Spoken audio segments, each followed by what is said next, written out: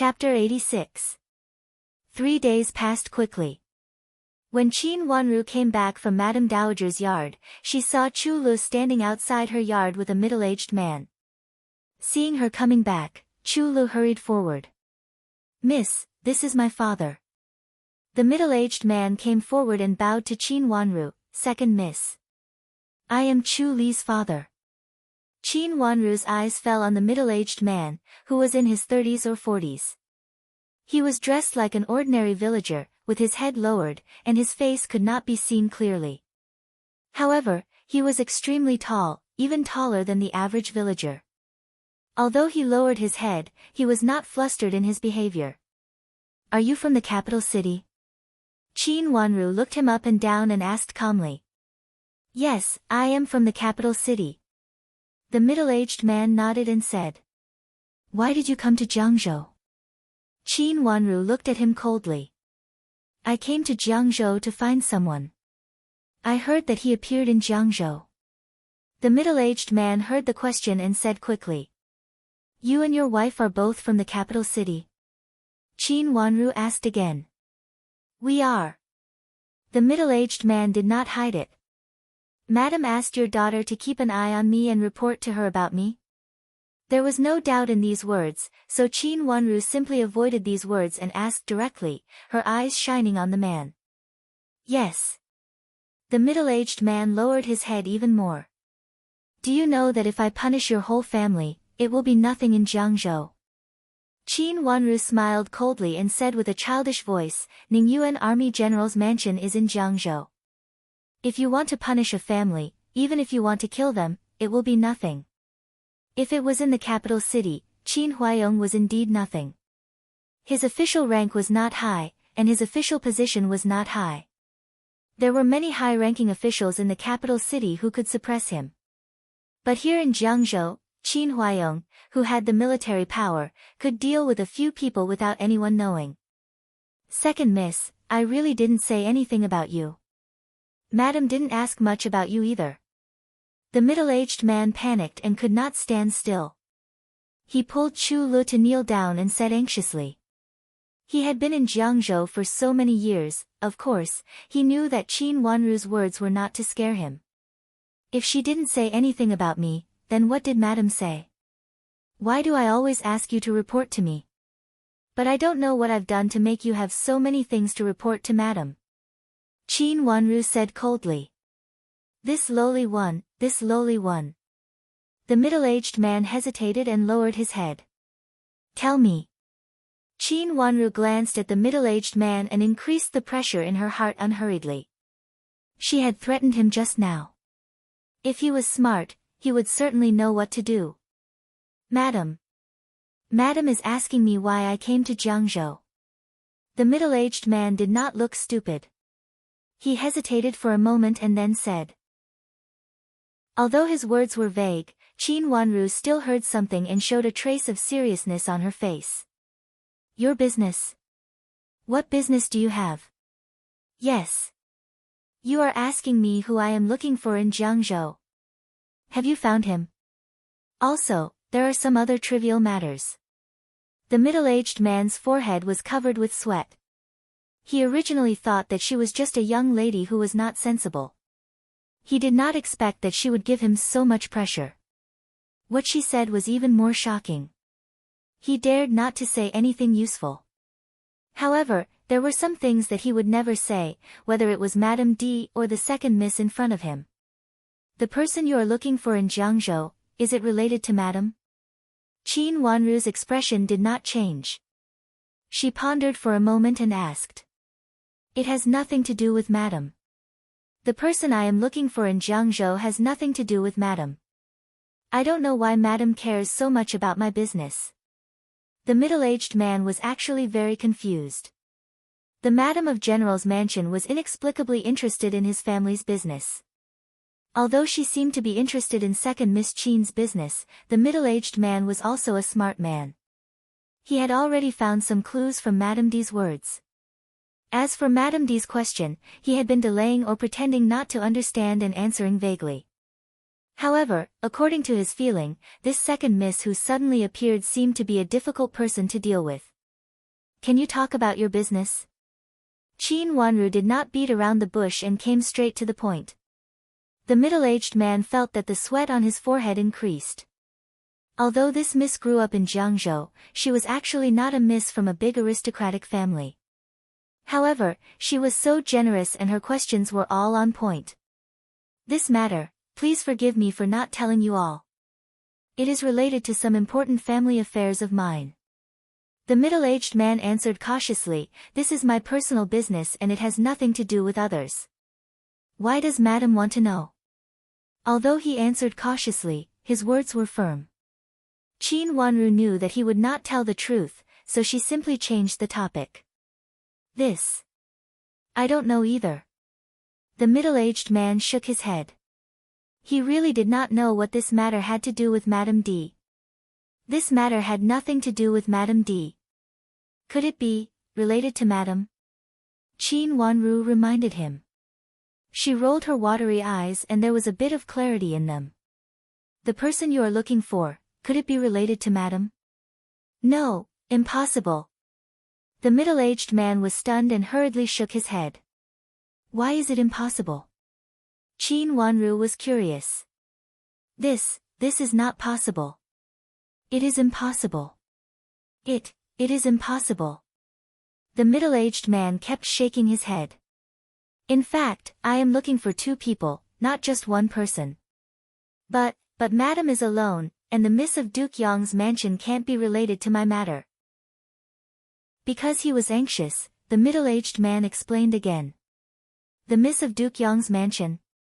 Qin Wanru playfully bit her pink cherry lips. The middle-aged man's face changed dramatically, and his hands, which were put aside, trembled slightly. You actually know that Madame is the miss of Duke Yong's mansion. In Jiangzhou, most people only know that Madame is a miss from an aristocratic family in the capital city, but they don't know which aristocratic family she is from. You are a farmer, but you are so knowledgeable and clearly know Madame's origin. Have you seen Madame before? I have not seen Madame before. The middle-aged man was a little flustered. Weren't you in the capital city before? Didn't you see Madame when you went out? Qin Wanru stared at the middle-aged man and said coldly.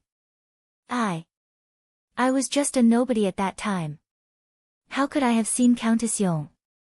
The middle-aged man shook his hands anxiously. But Madame recognized you. Qin Wanru smiled slightly, and her voice was cold and firm. How could it be, impossible? I am just a servant. How could Madame recognize me? The middle-aged man's face changed dramatically, and he stammered. When he finished speaking, his face changed dramatically. He was really panicked when he said something wrong. So, which mansion are you a servant? Qin Wanru immediately caught the loophole in his words and asked coldly. Then her voice became harsh. Are you an escaped slave from an aristocratic family in the capital city? If he was an escaped slave, he would be punished on his face and sent to exile after being caught. No, I am not an escaped slave. I am really looking for someone, for our master. This matter is known by the people in our mansion. The middle-aged man could not hide his panic. He gritted his teeth and had to say a few more words. You are looking for your master. You haven't found him for so many years. I heard from Chu Lu that you have been in Jiangzhou for a long time. Are you not going to go back after so many years without any news? Qin Wanru asked one sentence after another. She had asked Chu Lu before. They had been in Jiangzhou Prefecture for many years. For so many years, they could not find their master, but they did not go back. Instead, they settled down in Jiangzhou. She had never heard of such a thing. Is it that you have found your master, but you hurt him, so you dare not go back to the mansion? Qin Wanru smiled gently. But the meaning in her words made the confident middle-aged man's face suddenly turn as pale as snow. If this crime was really carried out, he would have no way to live. Second Miss Qin, how could I hurt our master? If I really hurt our master, I will be struck by lightning. But our master has been missing for so many years. When I went out to look for him, the old master said that he would not let me go back until he was found. Now the master has not been found, and the old master is also gone. I don't know what to do. The middle-aged man sobbed and cried. He wiped his tears while crying. Such a big man kneeling on the ground and crying, and thinking of what he said, it was really pitiful. Qing Yu, who was standing aside, felt pity for him. Our master and the miss of Duke Yong's mansion did meet several times. I followed our master at that time. Maybe madam recognized me, so she inquired about our master. But I have been in Jiangzhou for so many years, and I have not found our master. Even if I want to say something, I can't say anything. Even if Madame D asks me again, I can only say the same words. The middle-aged man continued. This time, he did not hide anything. Except the name of his master, he almost told her everything. This kind of thing could be regarded as the secret of a big family, but it had nothing to do with others. Qin Wanru was just a weak girl in the boudoir. It was not good for her to know this kind of thing, and it would even cause trouble and gossip. Does madam really want to know so much? Qin Wanru said slowly. It seems so. I don't know why madam is so persistent. Even if she knows, so what? What's more, now the old master is gone, and no one will worry about the little master. The middle-aged man wiped his tears and said bitterly. Chapter 87. The meaning of these words made the kneeling father and daughter stunned for a moment, but then the middle-aged man shook his head and half raised his head. Second Miss Qin, you are a kind person. Chu Lu has told me that you are a good person. Even if you know that my family is coerced by madam, you don't blame Chu Lu. Chu Lu is good with Second Mississippi. Second Miss, I want to follow you. Chu Lu also raised her tearful face and cried. Isn't it good to stay together as a family? Qin Wanru looked at the middle-aged man with unclear eyes. His face looked very ordinary and would not be conspicuous in the crowd. Second Miss, on one hand, I have to look for master, on the other hand, I have to work. My wife is sick, and I can't support so many children. Originally, I planned to buy them out one by one. When I find master and have money, I will see if master can bestow them back to me. The middle-aged man said bitterly. It could be seen that what he said was true, and his eyes turned red. The meaning of these words was both loyalty to his master and love for his daughter. But thinking of his current situation, anyone who heard it would feel that this was the only way. He was a servant. Even if he brought money to find his master, he had been looking for 10 years. How could he have money? He had no choice but to sell his daughter to survive. If they stayed together, no one in the family could survive. If they sold their daughter to a good family, they could live well. Qing Yu, give him 10 taels of silver. Qin Wanru looked at the middle-aged man's face deeply and said after a moment of silence. Yes, miss. Qing Yu hurried back to the room to get the silver. Take the silver and move. Don't let madam find you again. As for Chu Lu, you can stay. But I don't keep idle people or disloyal people around me. Qin Wanru's deep eyes fell on Chu Lu. If you can't do it, you'd better go down the mountain with me. The silver can be my support. Miss. I am willing to follow you. I will follow you in the future. Chu Lu was smart and said with tears in her eyes. She was really grateful to Qin Wanru. In fact, she didn't know what happened to her father. Seeing that Qin Wanru didn't blame her and even asked Qing Yu to give her money, she felt sad and sad. She really wanted to show her loyalty to Qin Wanru. She hadn't been in the mansion for a long time, so she didn't have much contact with Qin Wanru. She couldn't say that she had any feelings for Qin Wanru, but she was really moved at this time. After that, he kowtowed heavily to Qin Wanru 3 times, and each kowtow was made with sincerity. Second Miss, don't worry. I'll move after I go back. I won't let madam find me again. From now on, Chu Lu will follow you. The middle-aged man wiped his tears and said decisively. Qing Yu came out from the inner room, gave the silver to Chu Li's father, and then stepped aside. How can you avoid the madam's inquiries? In Jiangzhou, the madam's words are still very important. Qin Wanru frowned and asked. Second miss, don't worry. I heard that the madam of the mansion seems to be on bad terms with the general recently. She is busy taking care of herself and doesn't have much time to take care of me. I'll move after I go back and won't tell the neighbors. She won't find me in a short time. I'm just worried about Chu Lu. Chu Li's father's thought was very clear, but he hesitated when talking about Chu Lu. He could avoid Madame D, but Chu Lu who stayed in the general's mansion couldn't avoid Madame D. I will protect my woman. As long as she is really loyal, I won't let anyone bully her. Qin Wanru said gently, and her eyes fell on Chu Li's father thoughtfully. He was a very smart person. He could actually see the current situation of Madame D in the general's mansion. Qin Wanru believed that the people in the mansion were not talkative people. They would not talk about Madame D with a random person. He was careful to find out. He came to her mansion 3 times and could find out the situation of the master of the inner court. This person was not simple. Thank you so much, Second Mississippi. I'll leave now. Chu Li's father stood up and wiped his tears. He looked up at Qin Wanru for the first time. After a short pause, he looked at Chu Lu reluctantly and then left sadly. He didn't even know if he could see her again. Chu Lu looked at his back sadly and sobbed uncontrollably. Go and see your father off. Qin Wanru said as she turned and walked inside. Chu Lu was stunned for a moment, and then she was overjoyed. She kowtowed to Qin Wanru heavily, stood up and chased after her father. Miss, this. Qin Yu looked at her back and felt a little uneasy. She turned and followed Qin Wanru back to the courtyard. When they were in the room, Qin Yu made a new cup of tea for Qin Wanru. She stood aside and wanted to say something. Qin Wanru took a sip of tea and put it down.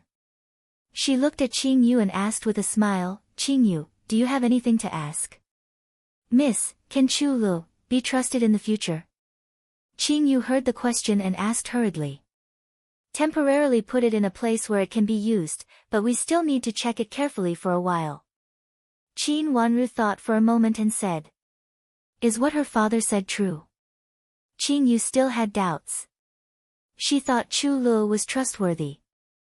After all, she and her family were indebted to Chu Lu, but Qin Yu still didn't dare to take it lightly. It should be true.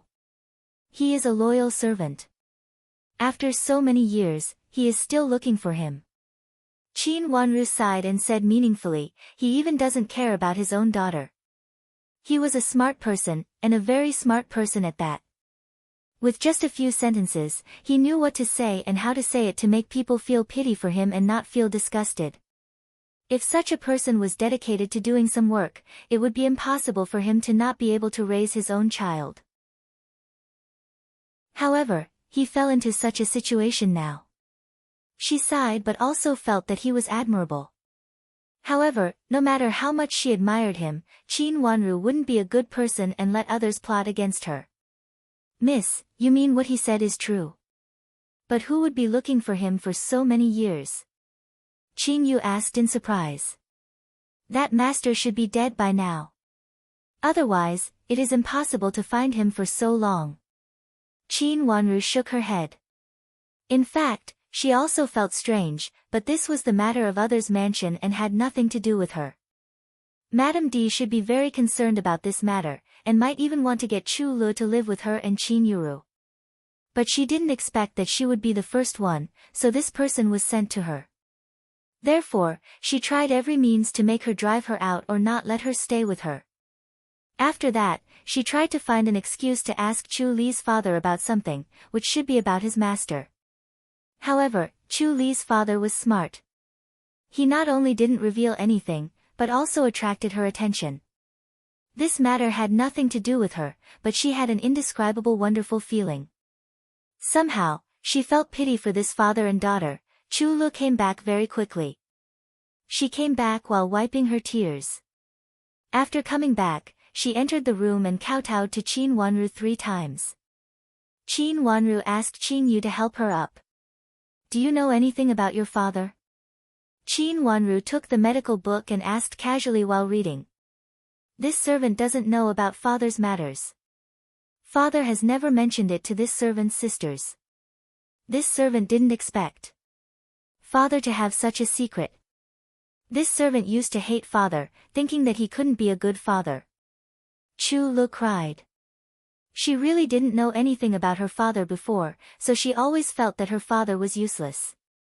Your father is a loyal servant. Qin Wanru sighed and didn't continue. Go and wash your face. Yes, miss. Chu Lu nodded and said respectfully. Just now, her father repeatedly told her that since she had entered Ningyuan Army General's mansion and was protected by Second Miss Qin, she must be loyal to Second Miss Qin and remember not to betray her master. Qin Yu took Chu Lu to wash. Qin Wanru's eyes fell on the book, but she felt that the words in front of her seemed to jump away by themselves. The moment when Chu Li's father's eyes fell on her face flashed in her mind. He paused for a moment. It was a very strange feeling. It seemed that at that moment, the middle-aged man was a little confused, but this confusion soon floated away. Did she see it wrong or did she misunderstand? She always felt that this look was quite meaningful. Her heart also thumped at that time, as if something slipped through her heart, but then it was gone. She reached out and rubbed her forehead. She always felt that some things in the last life were fragmented. In a daze, she seemed to be able to grasp something instinctively, but it seemed that she couldn't grasp anything at the moment. In the next few days, Qin Wanru still lived as usual, but Chu Lu gradually became more and more important. Qin Wanru also asked her to run errands for some things that she didn't want to be known by others. When she really used Chu Lu, she found that Chu Lu was smart and even decisive sometimes. Although she was a second-class servant girl, she didn't have stage fright in her behavior. This was a surprise for Qin Wanru.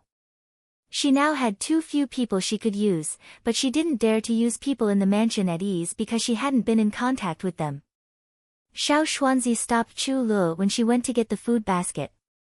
Chu Lu originally thought that he was a little lecher and didn't dare to bring him to Qin Wanru, but Xiao Xuanzi stopped her so she could only bring him to Qin Yu. When Qin Yu saw it was Xiao Xuanzi, she pulled Xiao Xuanzi to the side to talk.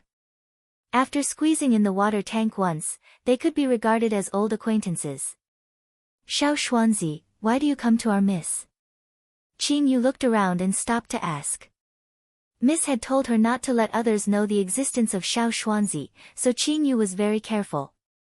Our master is sick. Xiao Xuanzi was so anxious that his forehead was full of sweat. When he pulled Qin Yu, it was like seeing a family member. His eyes turned red, and he reached out to pull her inside again. Isn't your prince always sick?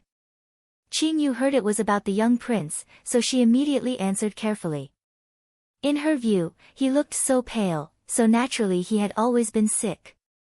This time is more serious, because he was too tired that time, and it happened on the day when Ningyuan Army General got married.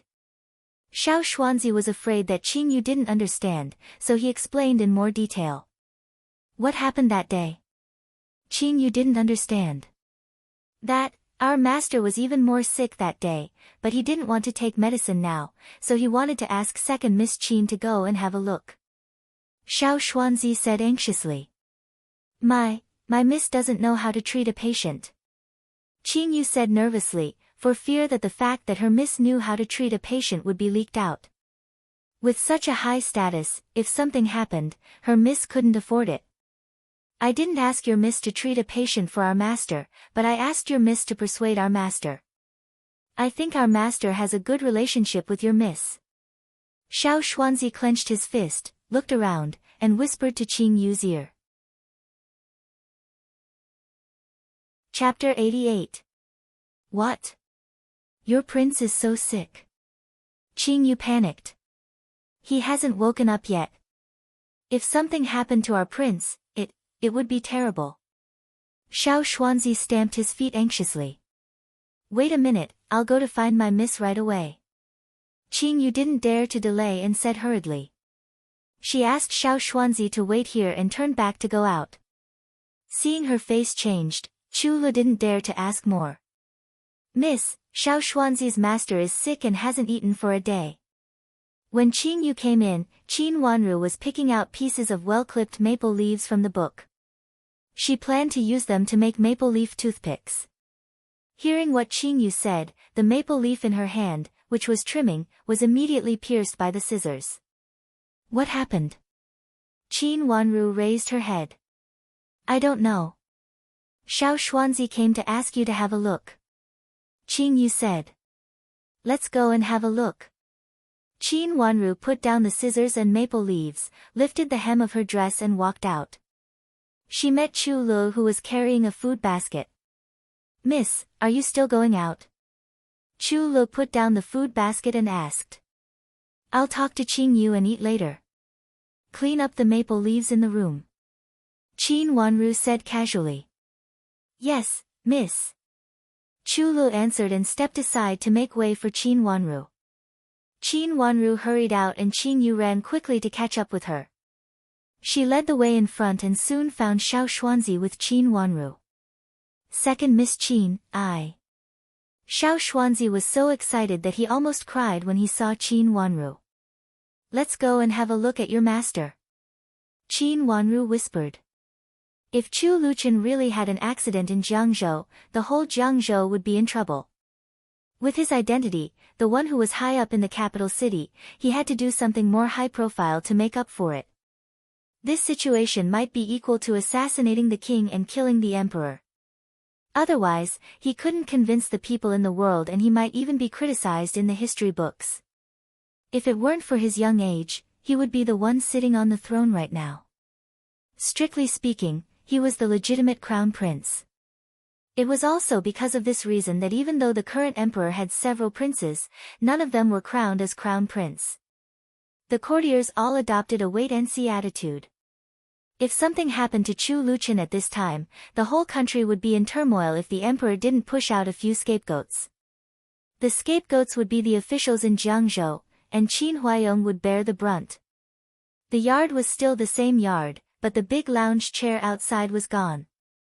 Xiao Xuanzi took Qin Wanru into the house, turned the 9-fold screen, and entered the inner room. Seeing Chu Luchen lying on the bed with a pale face, Qin Wanru panicked a little. Nothing must happen to him. If something were to happen to him, Qin Huaiyong would definitely be implicated. It was even possible that his entire clan would be exterminated. She took a deep breath, stepped forward, and reached out to hold his hand that was outside the quilt. She calmed herself down and carefully felt his pulse. His pulse was heavy and heavy, as if it was difficult to move even an inch. Qin Wanru knew he was not well. Qin Wanru opened her eyes and saw a bowl of medicine on the table beside her. The medicine was cold, without any heat. Why did you give your master such a cold medicine? Qin Wanru reached out and touched the bowl of medicine. As expected, it was cold, and her face couldn't help but turn pale. Second miss, it's my master who refused to drink the medicine. The medicine was left here to cool down. The stove has been boiling new medicine. I'll go and get a bowl of hot medicine right now. Xiao Xuanzi took the bowl of medicine and cried, since this morning, my master refused to drink medicine and couldn't eat. Who prescribed this medicine?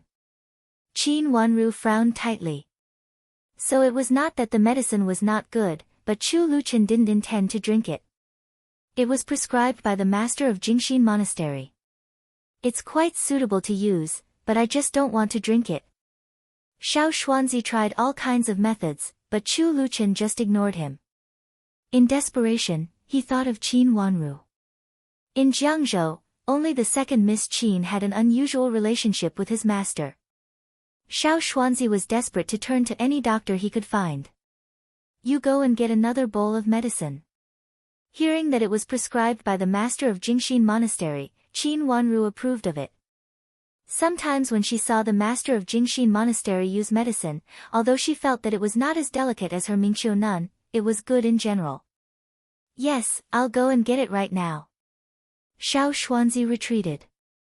Qin Wanru held Chu Liuchen's hand again. Chu Liuchen's hand was so big that he could almost hold both of her hands when he stretched it out. Looking at Chu Liuchen's tightly closed eyes, Qin Wanru stretched out her sharp nails and pinched Chu Liuchen's thumb and index finger hard without any hesitation. She used a lot of strength. Ah! The person on the bed screamed in pain, and his long eyelashes fluttered twice. Chu Liuchen opened his eyes, and there was a chill in his light brown eyes, a kind of coldness that kept people thousands of miles away. He fixed his eyes on Qin Wanru, without any warmth or expression. Seeing his expression, Qin Yu was so scared that she hurriedly lowered her head and felt anxious. Chu Liuchen was so sick that he could only lie on the bed, but he still gave people a chill and panic from the spine. You need to take medicine when you are sick. If you don't take medicine, how can you get well? Qin Wanru saw a small table beside the bed, took it and sat down, and then put his hand down. Chu Liuchen looked at Qin Wanru coldly, and his thin lips were tightly pressed, without a trace of blood.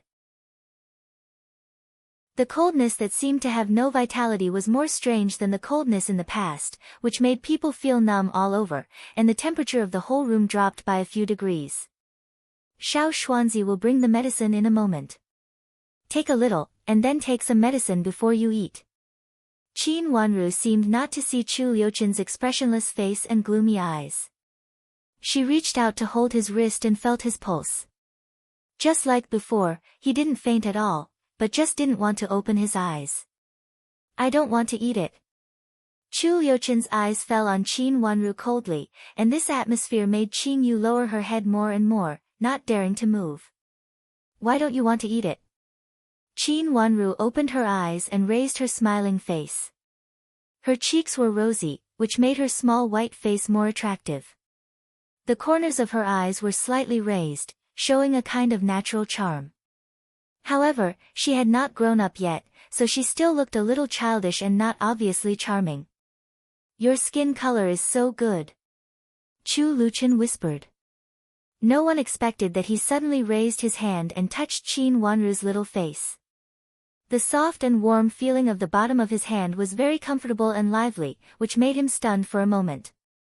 His long eyelashes fluttered twice, and it seemed that he couldn't come back to his senses. Qin Wanru didn't notice that he would reach out to pinch her face, and looked at him in astonishment. She saw that his expressionless face gradually became lazy under her eyes, and his delicate and exquisite facial features immediately became vivid. The spirit of the ink landscape painting was slowly injected into the beautiful young man's lifeless face. Yes, that kind of expressionless face was a kind of lifeless face. It's really good. Chu Liuchen said. He stretched out his hand again, and under Qin Wanru's stunned eyes, he slightly squinted and pinched Qin Wanru again, and the smile on his pale lips became more obvious. You. Qin Wanru slapped his hand hard. She could tell that Chu Liuchen touched her unconsciously last time, but this time he did it on purpose. She used a lot of strength this time, but she didn't hit Chu Liuchen's hand. His hand actually avoided her, and Chu Liuchen showed a young man's tired expression on his face. Sir, you finally woke up, sir. Xiao Xuanzi came in with a bowl of hot medicine in his hand. Seeing the vivid expression on Chu Liuchen's face, he was so excited that his tears were about to fall, and the bowl in his hand almost fell down. I don't take medicine.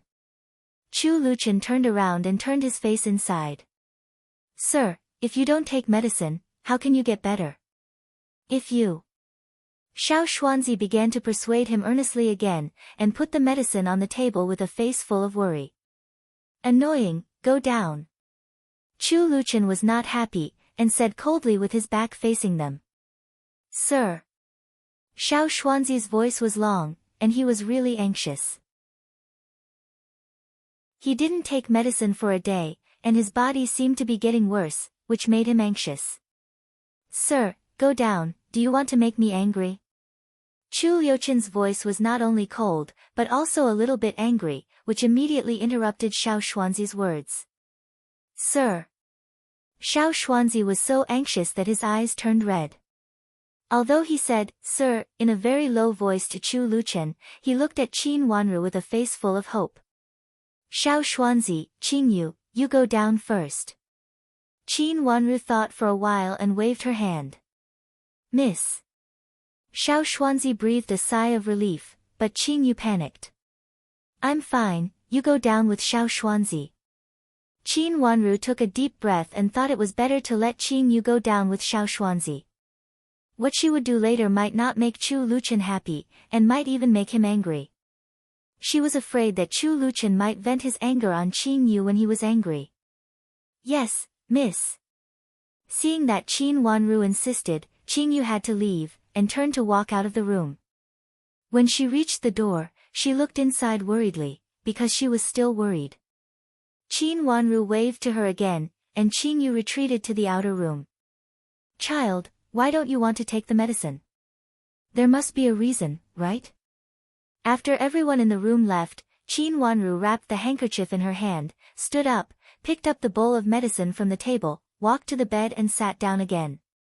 She blew the medicine in her hand, squinted at the arrogant boy on the bed and asked.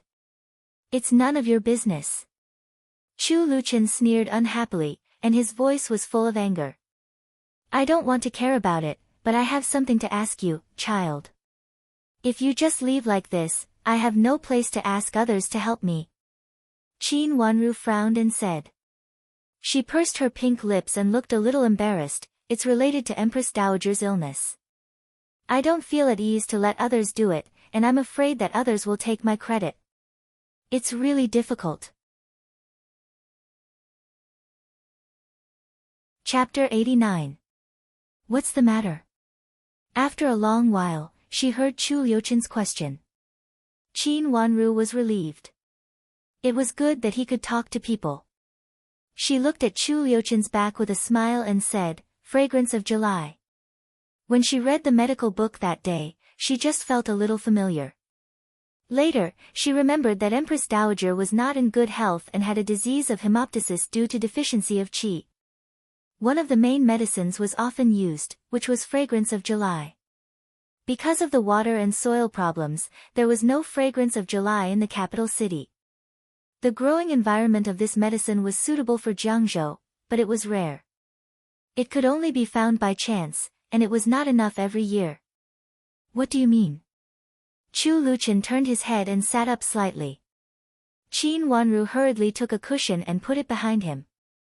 Qin Wanru was not surprised by his reaction. In her last life, she had heard that the Empress Dowager in the palace loved her grandson the most and liked him more than the princes born by the current emperor. Because of the Empress Dowager's love, Prince Chen, who could be regarded as the deposed crown prince, was also arrogant in the palace. No one dared to provoke him easily. It was certain that he had a good relationship with Empress Dowager. The medicine bowl in her hand was not so hot anymore. Qin Wanru reached out and handed it to Chu Liuchen. She blinked her clear eyes and moved her eyes from his face to the medicine bowl. She blinked her watery eyes and gave him a signal. The soup was thick and choking. It was obviously not tasty. Qin Wanru leaned back with disgust.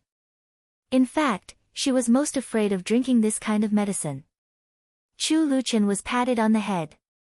He didn't know whether it was Qin Wanru's words or the disgust on his face. He took the bowl and drank it up. After drinking it, he handed the bowl to Qin Wanru and patted her head again.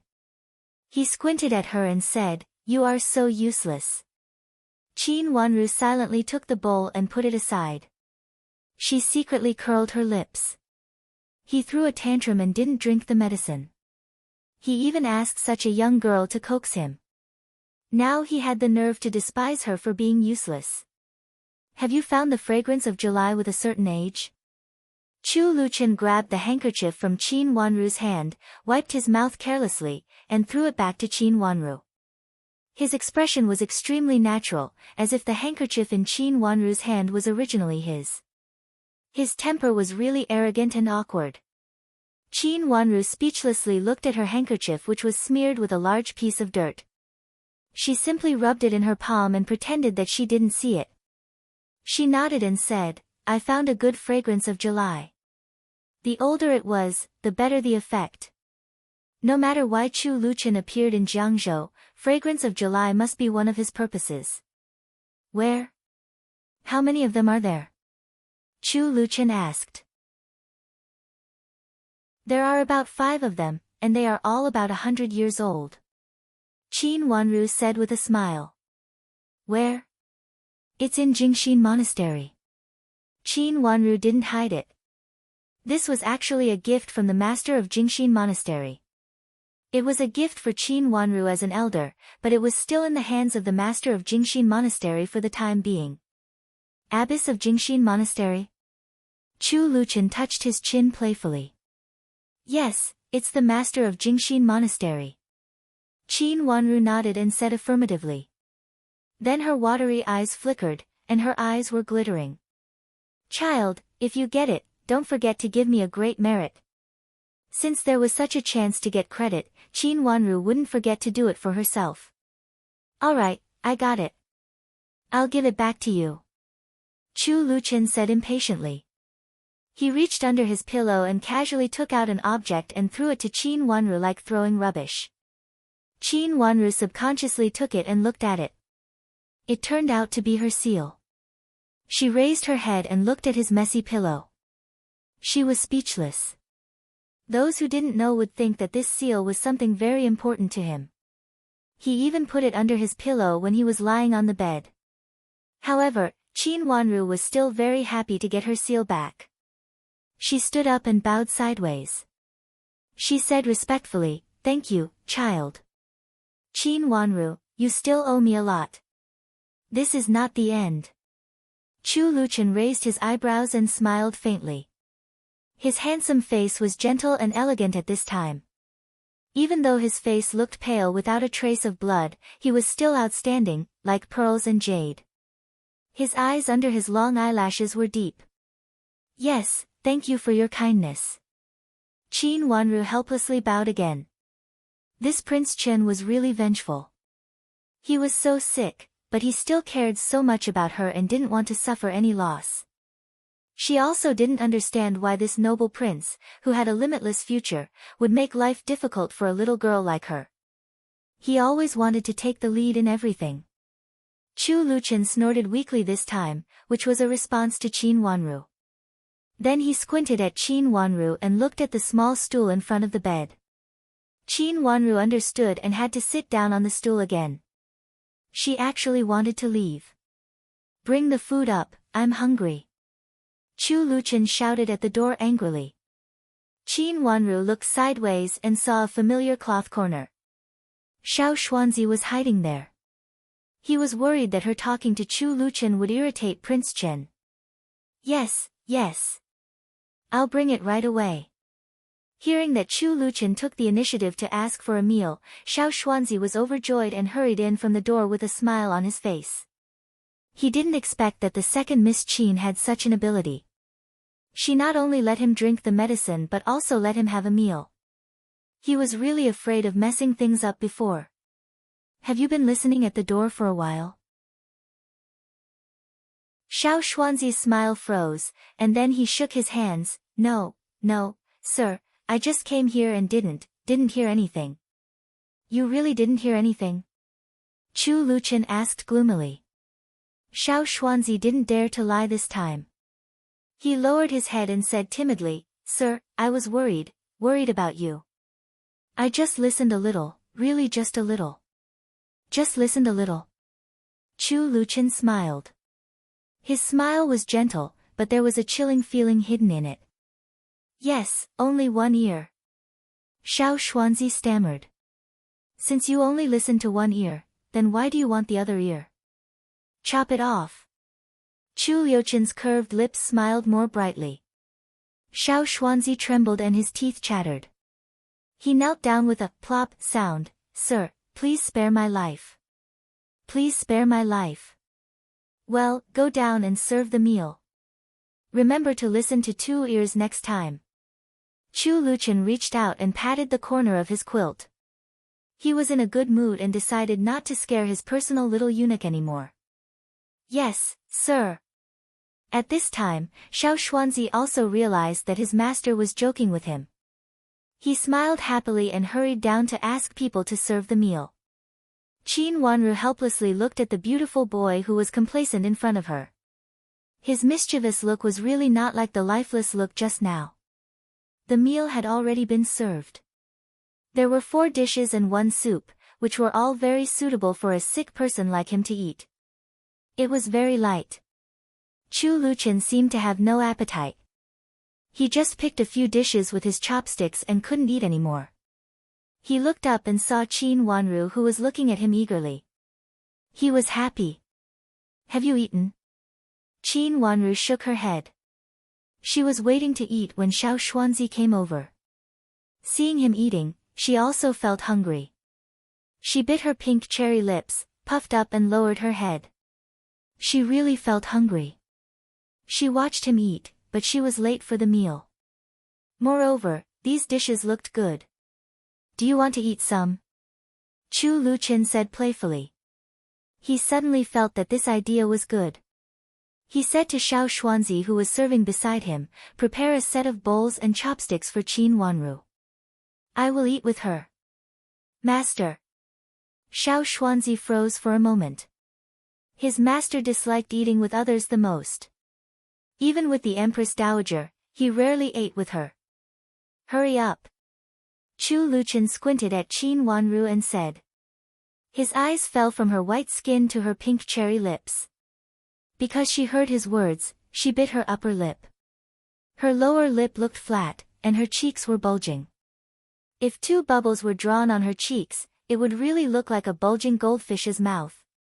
This was really amusing. He also liked the color of her lips. Compared with his usual pale lip color, her lip color made him feel very energetic at first sight. What an enviable lip color.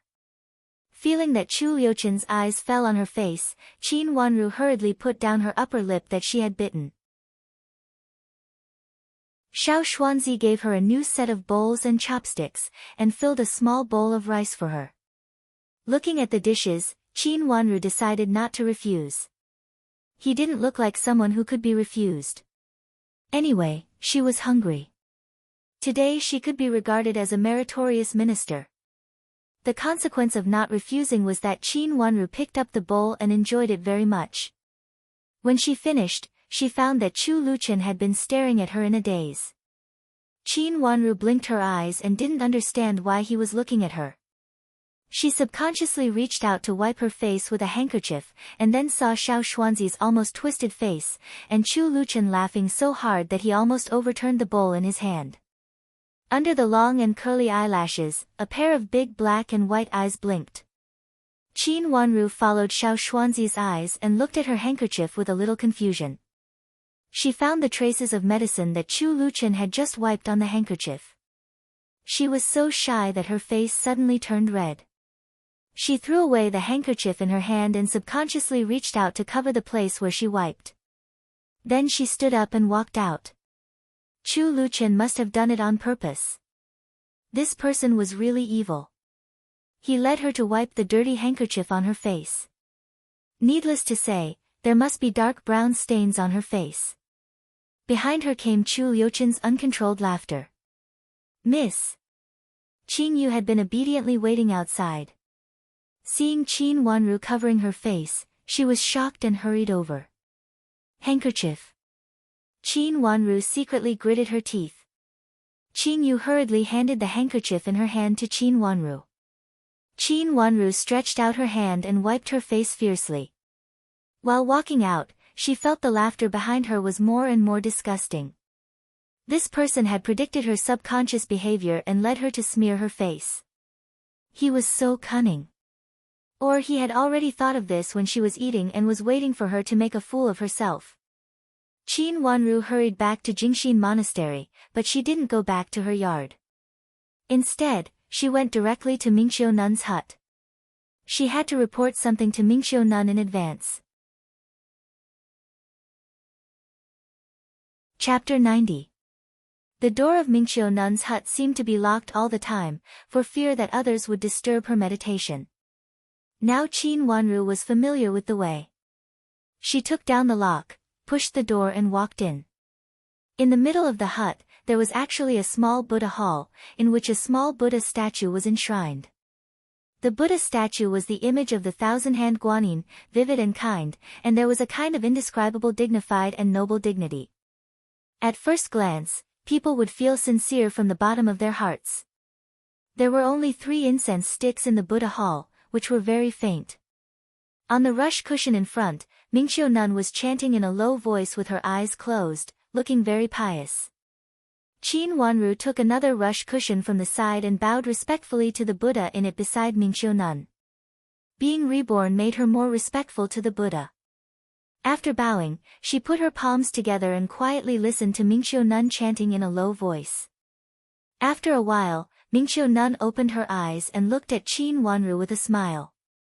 "Why are you so early today?" Usually, Qin Wanru would take a rest after the meal before coming. "I have something to tell you." Qin Wanru turned the rush cushion to another direction, looked at Mingqiu Nun, and said solemnly. "What's the matter?" Mingqiu Nun asked in surprise. "Nun, do you still remember that the master of Jingxin Monastery gave me 5 fragrance of July last time?" Qin Wanru asked. Mingqiu Nun nodded with a smile. "I didn't take it at that time, and said that I would leave it with the master of Jingxin Monastery.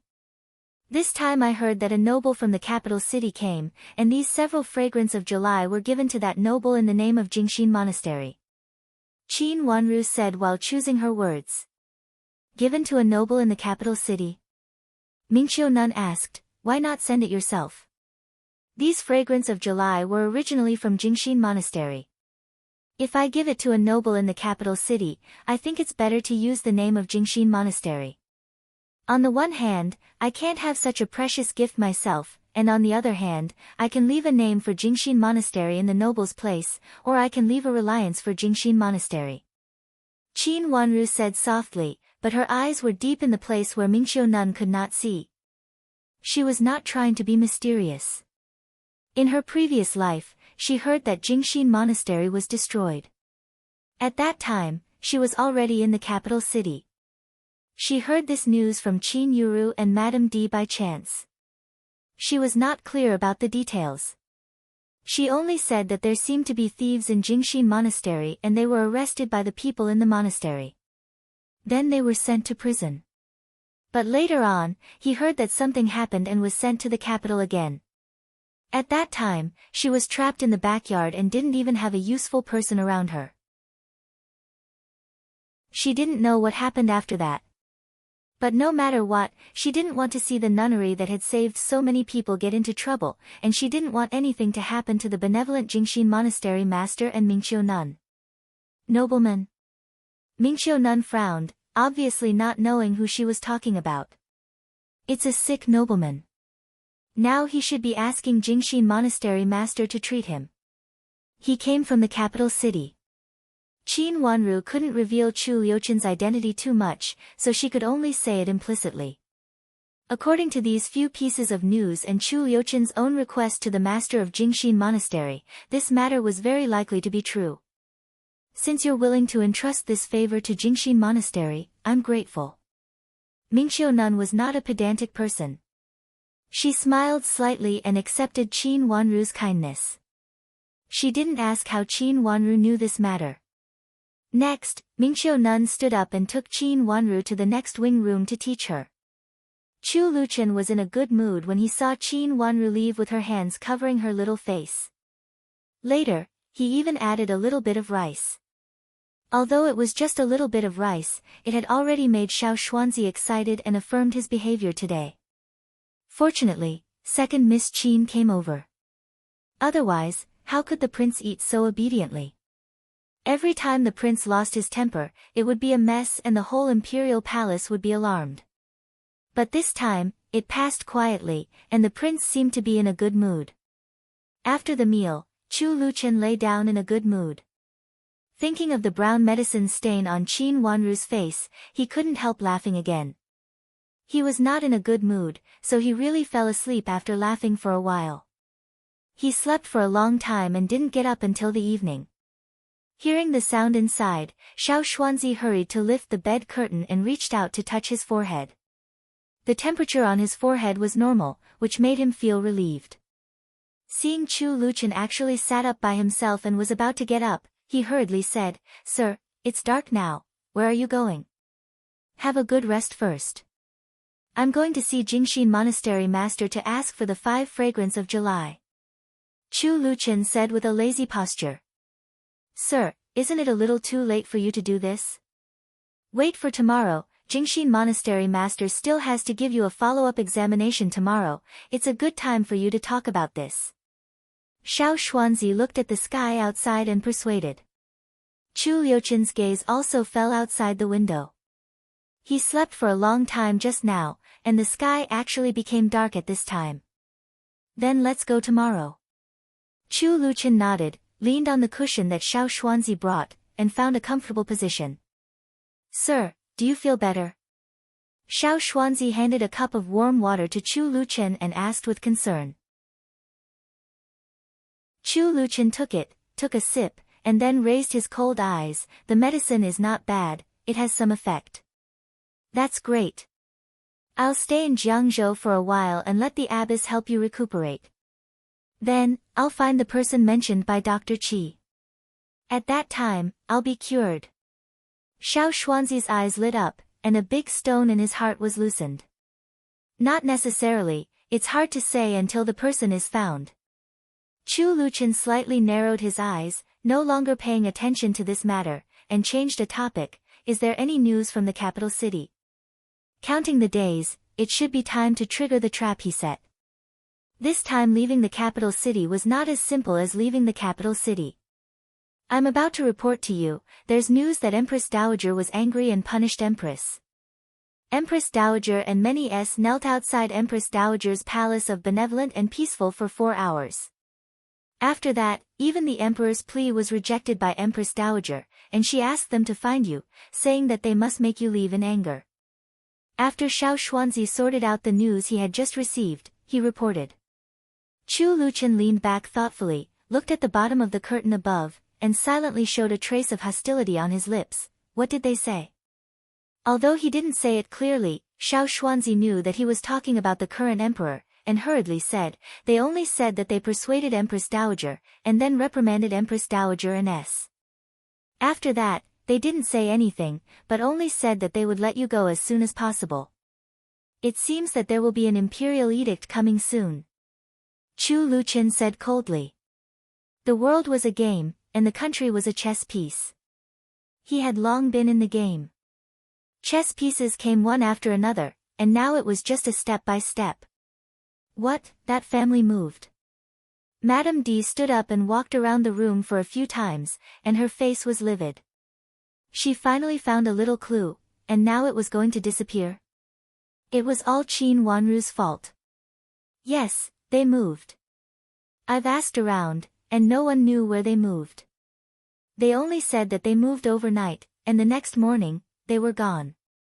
They didn't move some heavy things, and just took some simple luggage and left. Nanny Zhou also frowned tightly. She came from Duke Yong's mansion, and if it weren't for her, Madame D wouldn't be able to recognize him. After all, how could a miss from an aristocratic family recognize a servant? Where's Chu Lu? Madame D turned back and sat in front of the table. She slammed her hand on the table, and the teacup on the table couldn't stand the force and fell to the ground, making a clear sound of breaking. Seeing Madame D's face, Nanny Zhou didn't dare to pick up the broken pieces immediately, and answered hurriedly, "She is still in Jingxin Monastery, with 2nd Mississippi. This bitch still keeps this girl. What does she want to do?" Madame D was a little panicked. "Does she know anything?" "Madam, don't worry, 2nd Miss can't know anything. She was still young at that time, and she was an ignorant child. So many years have passed, if old grandma didn't say that you were not 2nd Miss's birth mother, 2nd Miss still wouldn't know about it." Nanny Zhou comforted her. This old beggar can't even protect herself, and she still dares to meddle in other people's business. But even if she meddled, so what? She doesn't know what happened at that time. Speaking of this, Madame D was so angry that her teeth were itching. She gritted her teeth, and a bit of viciousness flashed in her eyes. How could this old woman be fine? She had given her such a heavy drug, but she could still be saved. If this old woman was dead, Shui Rulan wouldn't be able to enter the door at this time. Thinking of the resentment, her eyes bulged, and the gloominess made her beautiful face look ferocious. Madam, don't be anxious. This matter can't be rushed. Moreover, even if this person is dead, don't you have other things in your hands that can prove it? At that time, it will be just a matter of a word from you. I just don't know whether your guess is true or not. Nanny Zhou lowered her voice and persuaded, but then she hesitated. This matter was just Madame's guess, and she didn't know whether it was true or not. It's a little similar. The time is almost the same, and the general also described that person before. You send someone to look for him again, and if there's any news, you must report to me as soon as possible. This time, take him directly away, so as to avoid any more trouble. As for other things, we'll talk about it later. Madame D felt that she was too indecisive before, or else she wouldn't have let him escape from her hands. If she took him away and directly interrogated him, it would be a great thing if she could get anything out of him. Even if she could not get anything out of him, he was just a servant who was lost in Jiangzhou, and it wouldn't be a problem to kill him. Yes, madam, I understand. Nanny Zhou understood and said. Thinking about it, Madame D still felt indignant. We had agreed to let that girl work for me. How dare he send her to the cheap girl's place? Is he deliberately going against me? Madam, I'm afraid it's a coincidence. Originally, we were going to choose a maid for the first miss, but unexpectedly, the matter of choosing a maid for the second miss suddenly popped up, so the person was sent to the second Mississippi. Nanny Zhou didn't think it was possible, and shook her head. This matter was indeed a little coincidental, but there was a reason for it. Chapter 91. Her words made Nanny Zhou tremble. She knew what Madame D was asking, but she didn't dare to answer. What? Can't you say it? Do you go to that vixen's place every day? How shameless. How can you be so intimate with a widow? Madame D bit her teeth so hard that they almost sank into her flesh. She stared at Nanny Zhou viciously, as if she was Shui Rulan in front of her. Madam, this is just temporary. When we get to the capital city, we can pressure Duke Huayong's mansion and send beauties to the general. At that time, the general's enthusiasm will be over, and he won't fight against you for her. Moreover, First Miss is the general's only daughter. Nanny Zhou comforted Madame D hurriedly. Okay, I will bear it. I don't believe that Shui Rulan, the bitch, will have a good life in the capital city, and Qin Huayong will really lock me up for a lifetime. Madame D's eyes were almost dripping with venom. When they got back to the capital city, with Duke Yong's mansion behind her, she had plenty of means. Don't worry, madam. There will be news in a few days. The steward of old madam has sent the news. Nanny Zhou comforted her. These days, she was afraid that Madame D couldn't bear it anymore. They were in Jiangzhou now, and if something really happened, the capital city couldn't do anything. Seeing that Madame D still kept a clear mind, Nanny Zhou was relieved. Madam, do you want to send more tonics to old grandma? Have they been sending them? Nanny Zhou thought for a while and reminded Madame D. Although Madame D was now grounded, it was a good thing to send some tonics to show filial piety to her mother-in-law, and the general couldn't stop it. I won't send them off. Madame D refused flatly, and her face became colder and colder. She smiled slightly and said, they have been sending medicinal materials. Where did she get so many medicinal materials? She went to the pharmacy to buy some good ones. After sorting them out, they were sent to the mountain. I heard that old grandma is very satisfied. Nanny Zhou reported. Although the affairs of the mansion were now managed by Madame Shui, Madame D used to have many confidants, so it was easy to get information. Sort out first.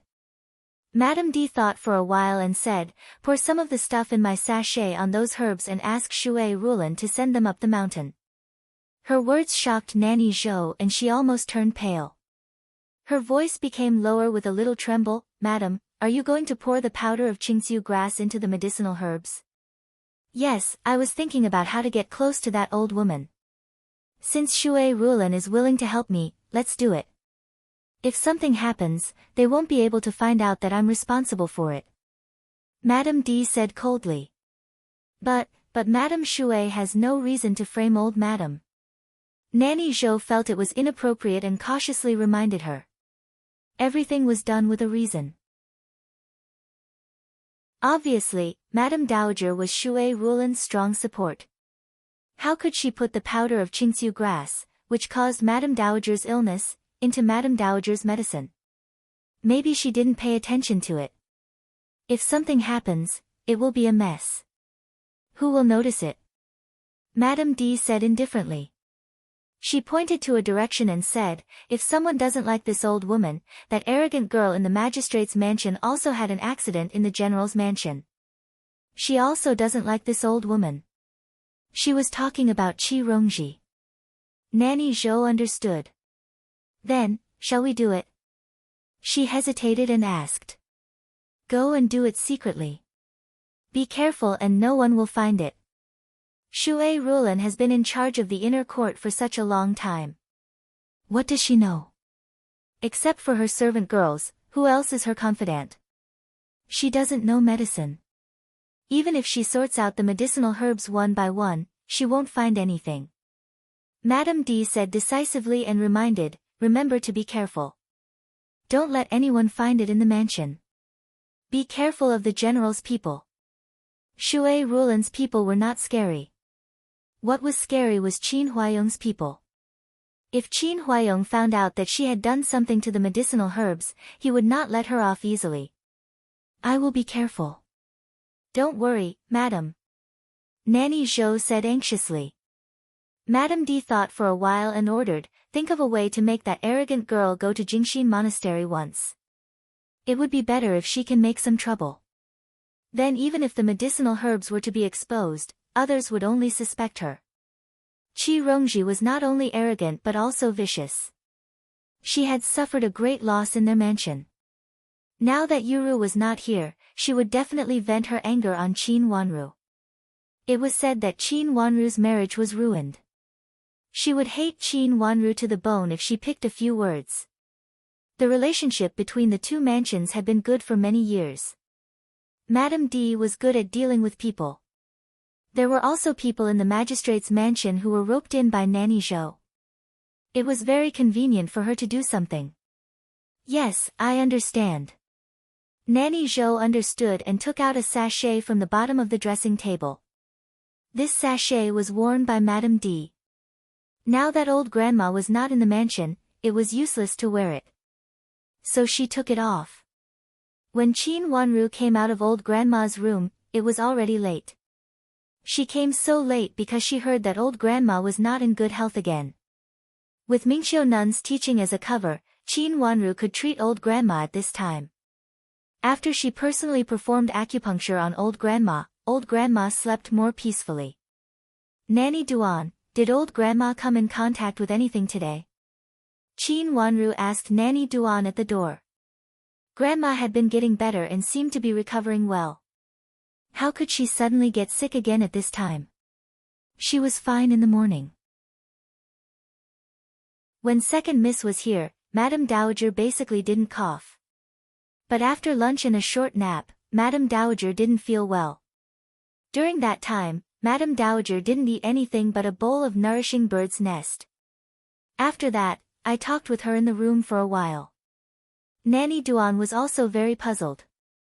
Old grandma's activities were no different from before, but she coughed badly after waking up. But in fact, it was only a little worse than before and couldn't be compared with the first time. But because Qin Wanru had told Nanny Duan to report immediately if there was any change in old grandma's condition. Is it because she kicked off the quilt when she fell asleep and got cold? Nanny Duan guessed. Qin Wanru shook her head. If she didn't know medicine, she might also guess so. But she just checked and it seemed that Grandma's illness was not because of the cold, but because she was stimulated by something. Is it the bird's nest that Grandma used to use? Qin Wanru was suspicious. It's what old Grandma used to use. They were all sent by Madame Shui from the foot of the mountain. Because the previous ones were almost used up, Madame Shui sent some more to old Grandma to nourish her body. Nanny Duan remembered it clearly because the servant girl who cooked the bird's nest specially came to her and told her that the bird's nest sent before was almost used up and not enough for a bowl of stew. So she asked the servant girl to find the bird's nest from the newly sent medicinal materials. As expected, there were new ones. Nanny Duan trusted Shui Rulan's things very much. Today's bird's nest was newly sent. Yes, it was sent today, but most of it was the last time, and only a little was added today. Nanny Duan confirmed. Go get it for me. Qin Wanru thought of something and said hurriedly. Yes, I'll get it right now. Second miss, please wait. Nanny Duan's face turned pale. If it was really about the medicinal materials, she would be negligent, so she hurriedly turned and walked into the room. She heard that her second miss had learned medicine from the master of Jingxin Monastery and Mingqiu Nun, and now her medical skills were very good.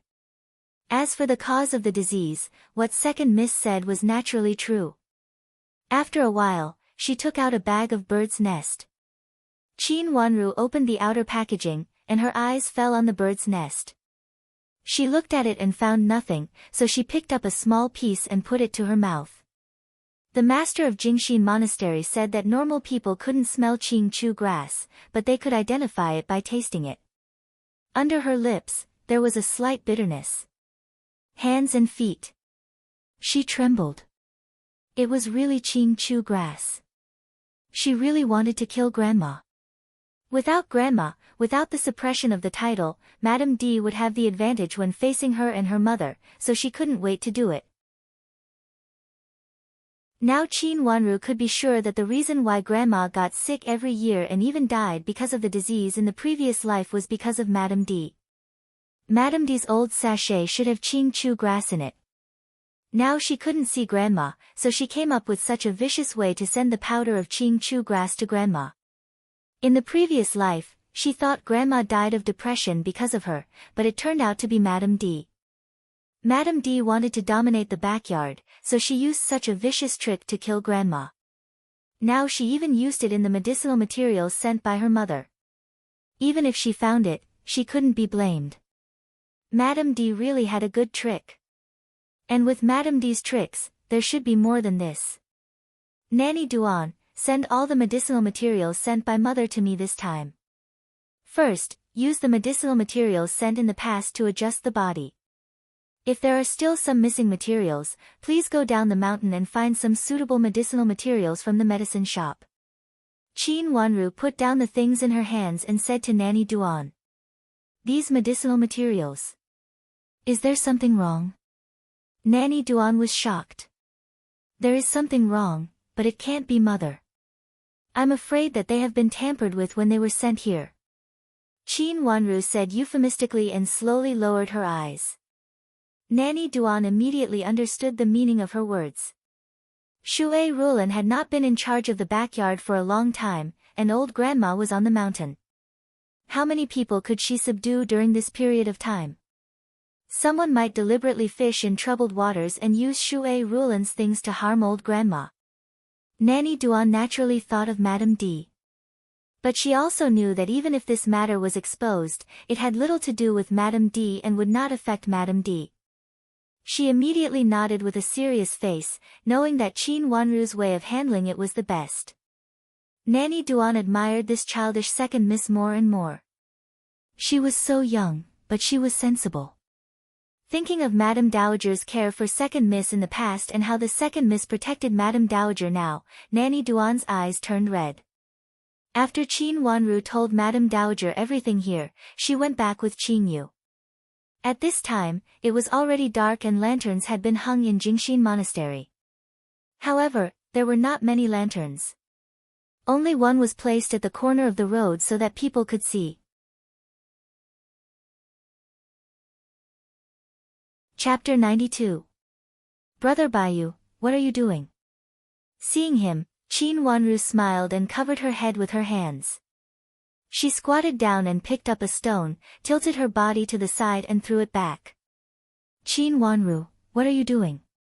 I'm here to tell you something, don't bite the hand that feeds you. The teenager dodged to the side and avoided the stone, but his voice was not loud. He deliberately lowered it. After jumping down from the tree, he waved to Qin Wanru and entered an empty yard. Qin Wanru followed him in. Brother Bayu, what's the message? Qin Wanru clapped her hands and asked with a smile. Of course it's to tell you to be careful of Qi Rongji. She wanted to come here this afternoon, but she accidentally fell and had to come tomorrow. Qi Bayu raised his head proudly.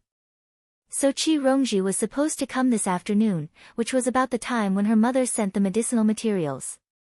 According to the usual pattern, if Qi Rongji came to the mountain, she should come to see her grandmother and the elders. Then the matter of the medicinal materials would be even more unclear. Madame D was so calculative. Brother Bayu, you asked her to fall? Qin Wanru understood and smiled like a flower. Of course it was me. She came to the mountain with bad intentions. Be careful and don't go out if you don't want to meet her again. Qi Bayu warned. Thank you, Brother Bayu, I got it. Qin Wanru smiled and bowed to him. They grew up together and were both naughty, so they got along well. I heard that you. Qi Bayu hesitated for a second when he said this. What do you want to ask, Brother Bayu? It was the first time that Qin Wanru saw Qi Bayu so unhappy, so she asked with a smile. Is your family going to leave Jiangzhou? Qi Bayu blushed when she stared at him. Stomping his feet, the teenager felt that there was nothing to hide. Stomping his feet, the teenager felt that there was nothing he could hide. Maybe. Qin Wanru said. Based on what happened in her previous life, she was indeed about to leave the capital city. However, in her previous life, she left the capital city to avoid her bad reputation in Jiangzhou. In this life, the roles were reversed with Qin Yuru. It was Qin Yuru who went to the capital city to avoid her bad reputation in Jiangzhou. If you really leave, I won't have a good playmate. Qi Bayu was very sad. You still have Qi Rongji. Qin Wanru teased. She doesn't like to play with me. She likes to play with the young masters of other families. Qi Bayu curled his lips. He knew very well what kind of person Qi Rongji was, and so did Qin Wanru. By the way, be careful tomorrow. Today, I overheard her talking to Chunyi about you. She said that this time, she will definitely make you pay. Maybe she wants to hurt you again. Don't see her if you can, in case she gives birth to some evil things. Qi Bayu reminded. Qi Rongji had suffered a great loss this time and gained a reputation of being bossy and domineering, which was not much better than Qin Yuru's. She had not vented her anger until now, so it was very likely that she would vent it on Qin Wanru. Well, I will be careful. Will Brother Bayu come tomorrow? Qin Wanru asked. Yes, she said that Qi Tianyu is not here. As her brother, I have to accompany her.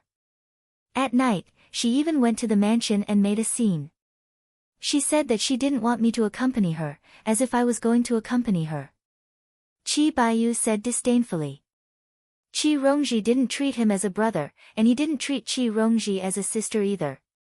He thought that Qin Wanru was a better sister. She was well-behaved and obedient. Besides, she loved to play as much as he did.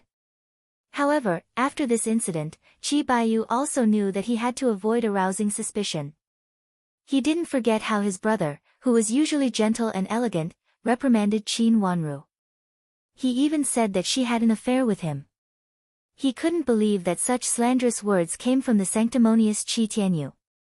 In the past, when he wanted to meet Qin Yuru, it was not convenient for him to ask her out directly. Therefore, he and Qi Bayu asked the Qin sisters out together. After that, he asked Qi Bayu to keep an eye on Qin Wanru. He didn't know where he and Qin Yuru went to spend time alone. In the end, he and Qin Wanru had nothing to do, but he poured dirty water on Qi Baiyu and Qin Wanru. On him. This time, Qi Baiyu finally saw through Qi Tianyu's true colors. In the past, Qi Baiyu treated him as a brother on the surface. In vain, he really treated him as a brother. He was different from Qi Rongji. Brother Baiyu, are you coming with her? Qin Wanru asked again. A trace of darkness flashed in her watery eyes.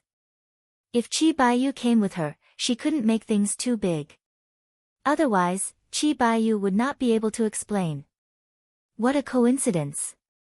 She just heard from the master of Jingxin Monastery that there would be a big religious ceremony tomorrow and there would be a lot of people coming to watch. Many women from all over the country would come, and some of them who lived far away would stay here tonight. These women used to work like men, so they would see a lot of people. They were much more shrewd than the young ladies from rich families. Moreover, some prostitutes also came to join in the fun. That's right, but it's fine. Just let her fall again and return to the mansion early. Qi Baiyu kicked the stone beside his feet. He tilted his head and looked at Qin Wanru. It was rare for a young man to have something on his mind. He sighed. If you go to the capital city, will it be possible to see you again? He would be reluctant to leave his childhood playmates as long as they were playful. It didn't matter about the relationship between a man and a woman. We will meet again. Brother Baiyu, you should also study hard. Then you can go to the capital city to take the exam. Don't let others take all the glory. Qin Wanru comforted him with a smile. She was very touched by him. In her previous life, Qi Baiyu came to the capital city and helped her secretly. When she was in a difficult situation, he always helped her and believed in her. He helped her out of the mire of the Qin's mansion and even wanted to marry her at the cost of his own life after she refused to marry him again and again. However, in the end, Madame D sent her to the Prime Minister's mansion in order to build a relationship with him. Qi Baiyu was a smart man. But in her last life, she had implicated him a lot. His reputation was also damaged because of her. Well, then I'm leaving. Be careful tomorrow. Don't talk to me when you see me. Anyway, you don't need to talk to the people in our mansion. The young man's worries came and went quickly. He thought what Qin Wanru said was reasonable. As long as he studied hard, it was possible to surpass Qi Tianyu. If he could get a good exam and stay in the capital city, he could play with Qin Wanru again. Okay, Brother Baiyu. Be careful. Qin Wanru nodded. Qi Baiyu jumped onto the top of the wall and looked around. Then he went to the corner. If he went down from there, he could directly turn to the path outside of Jingxin Monastery. The manservant was waiting for him at the entrance of the path with the horse. Finding the right direction, Qi Baiyu jumped down from the top of the wall and then climbed up another wall. After a few jumps, he landed on the wall closest to the edge. He could already see the surprised eyes of the manservant outside the wall. Qi Baiyu put his hand on the wall and was ready to jump down. Suddenly, his hand seemed to be hit by something. His wrist was numb and he couldn't bear the force.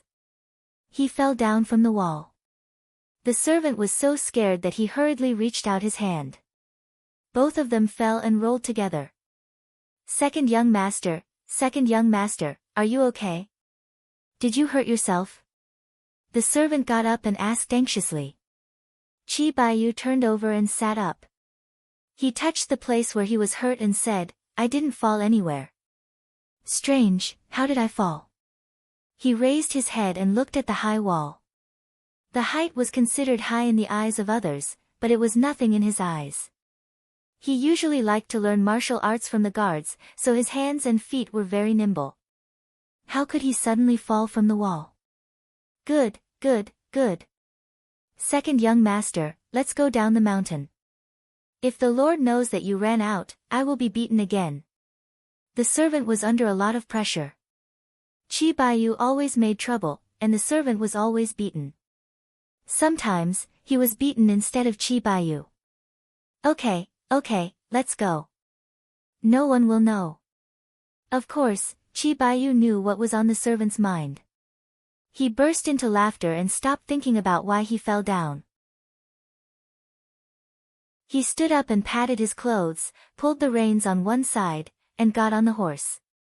The servant also got on the other pony. The two horses ran down the mountain one after the other along the path. After they left, Chu Luchen jumped down from a tall tree by the wall. A guard under the tree looked at the young master nervously, for fear that he would make any mistake. Although Chu Luchen looked pale, he seemed to be in good spirits. He coughed in a low voice and snorted while looking at the direction where Chi Baiyu disappeared.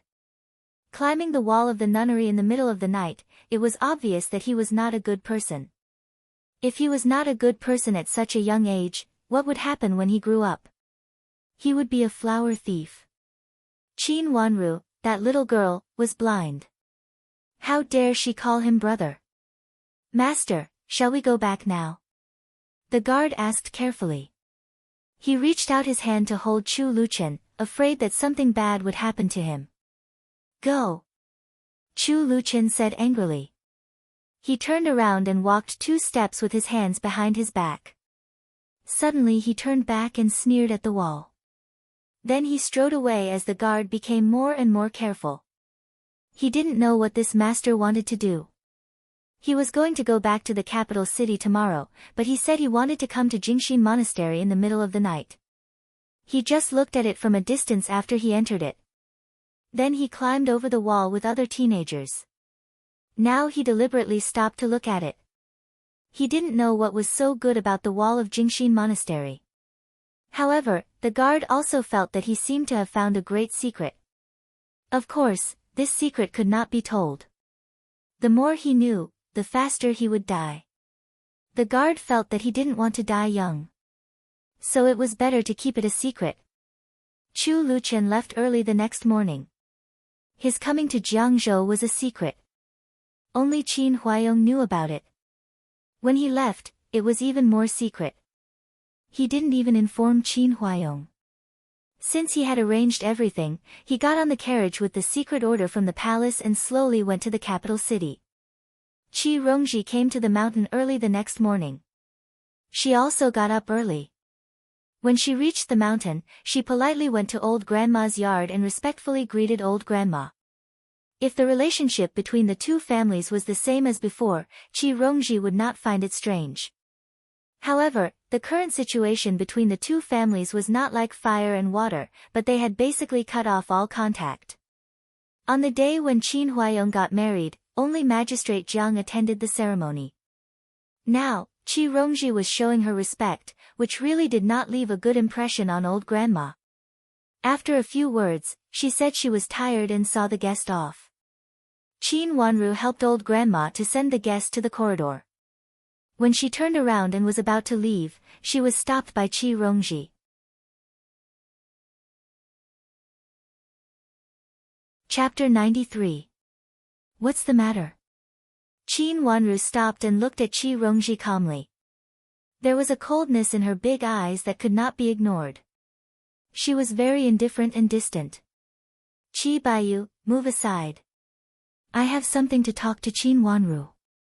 Qi Rongji was about to say something when she found Qi Baiyu was standing beside her.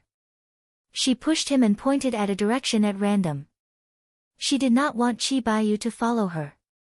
Compared to her, Qi Rongji knew that Qi Baiyu preferred Qin Wanru to be his biological sister.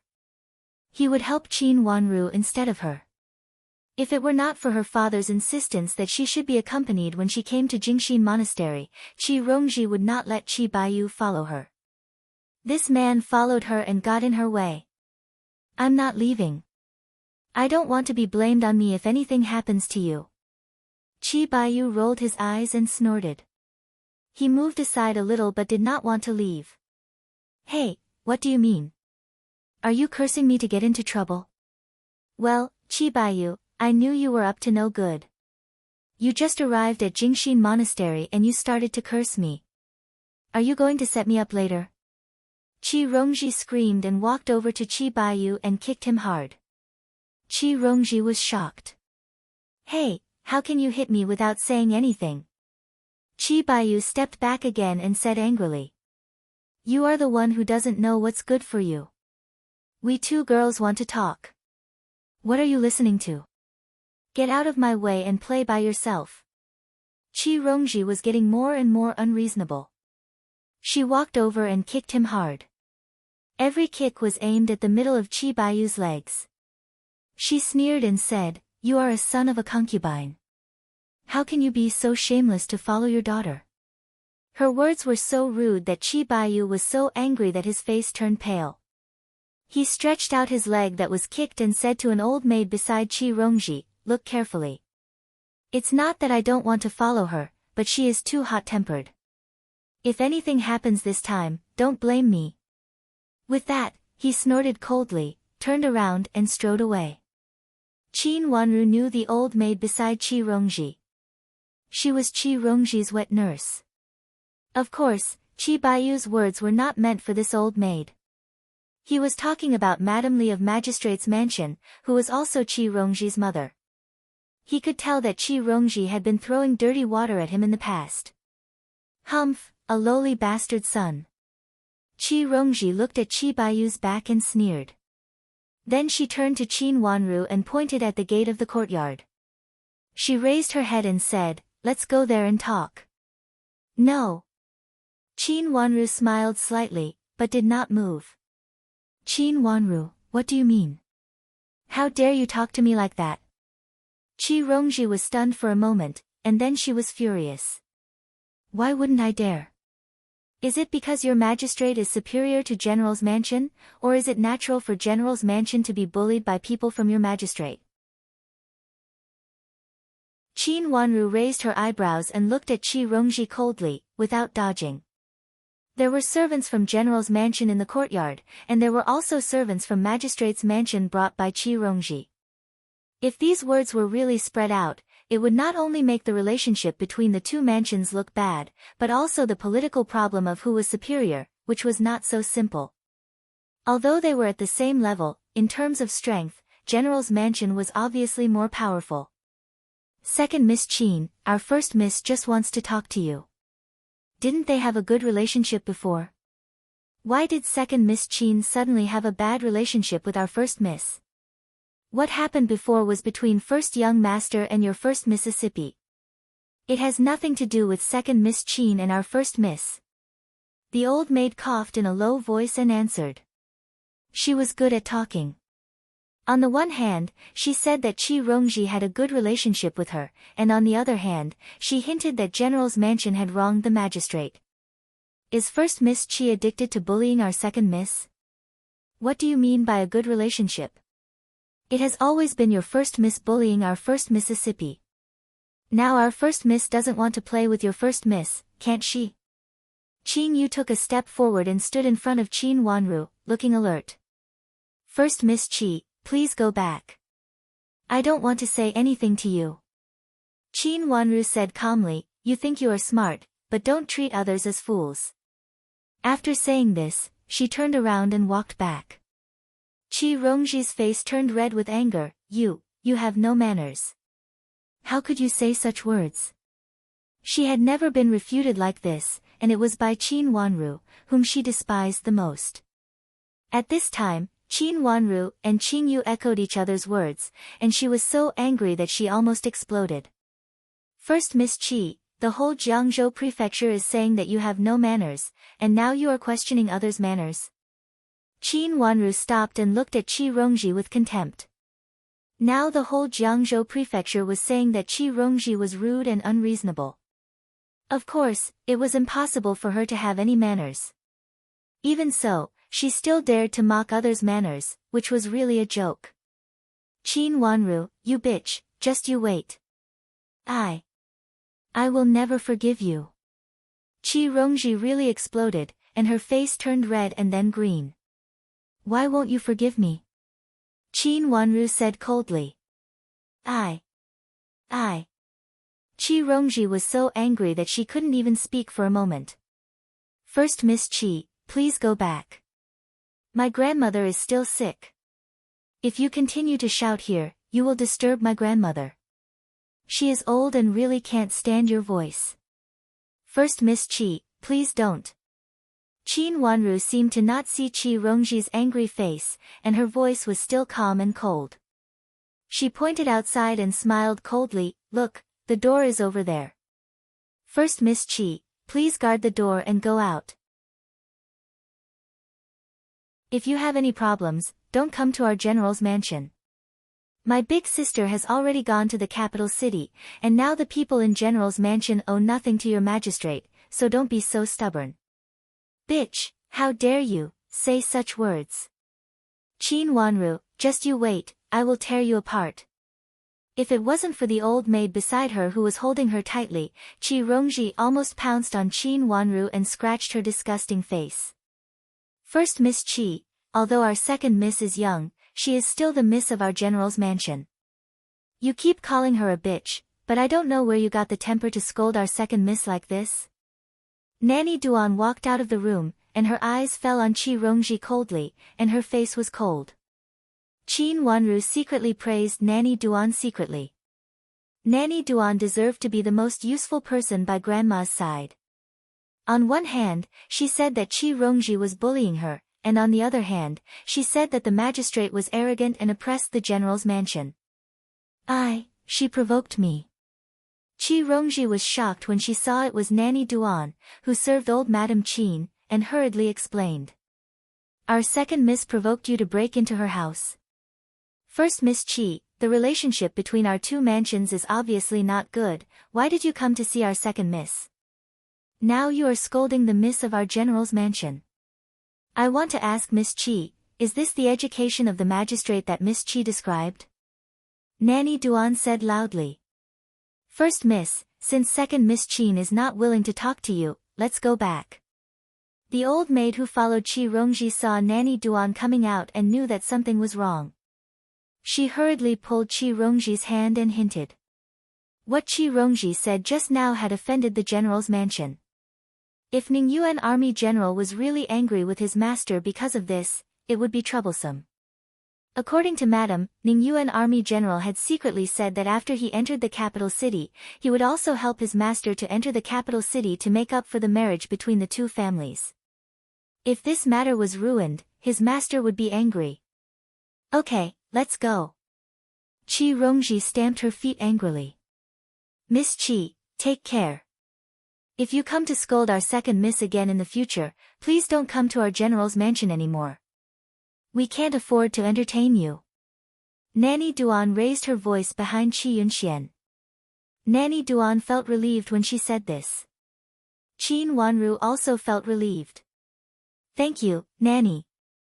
After Qi Rongji left, Qin Wanru smiled and thanked Nanny Duan. I hope this first Miss Qi won't come again. If she comes, nothing good will happen. She won't go back without making some trouble and taking advantage of us. Nanny Duan also felt relieved. In the past, Madame D had suppressed Qi Rongji and made her give in to Qi Rongji.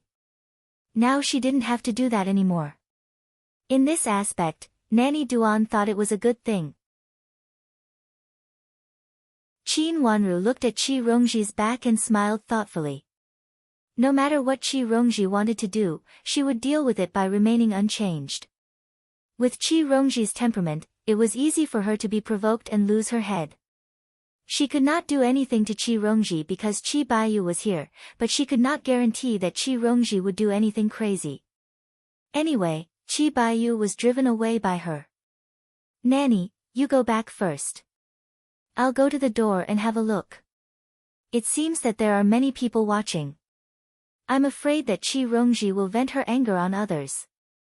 Qin Wanru moved her feet and ordered. Okay, second miss, be careful. Don't make trouble with first Miss Qi. Her reputation is ruined, but your reputation is still there. Moreover, you can't explain it to the general. Nanny Duan was afraid that Qin Wanru would really make trouble with Qi Rongji at the door, so she lowered her voice and said with concern. Don't worry, Nanny. I won't make trouble with her. Qin Wanru nodded, and a trace of cold sarcasm flashed in her eyes. There must be a good show in front of the door. With Qi Rongji's temperament, she always thought that everyone would give in to her. At this time, there were not only the family members of officials watching the show at the door, but also many women in the market. When those women started to make trouble, they would not care whether you were the daughter of the magistrate or not. Qi Rongji came out of old grandma's yard in anger. When she came out, she saw some pilgrims who stayed overnight blocking the door to watch the show. She was so angry that she almost went crazy. She stretched out her hands and pushed the two women standing in front of her hard. She shouted, "Get out of the way, get out of the way. Are you blind? You are blocking my way." The two women who were watching the show were pushed and staggered 2 steps. They almost fell and bumped into several other women beside them.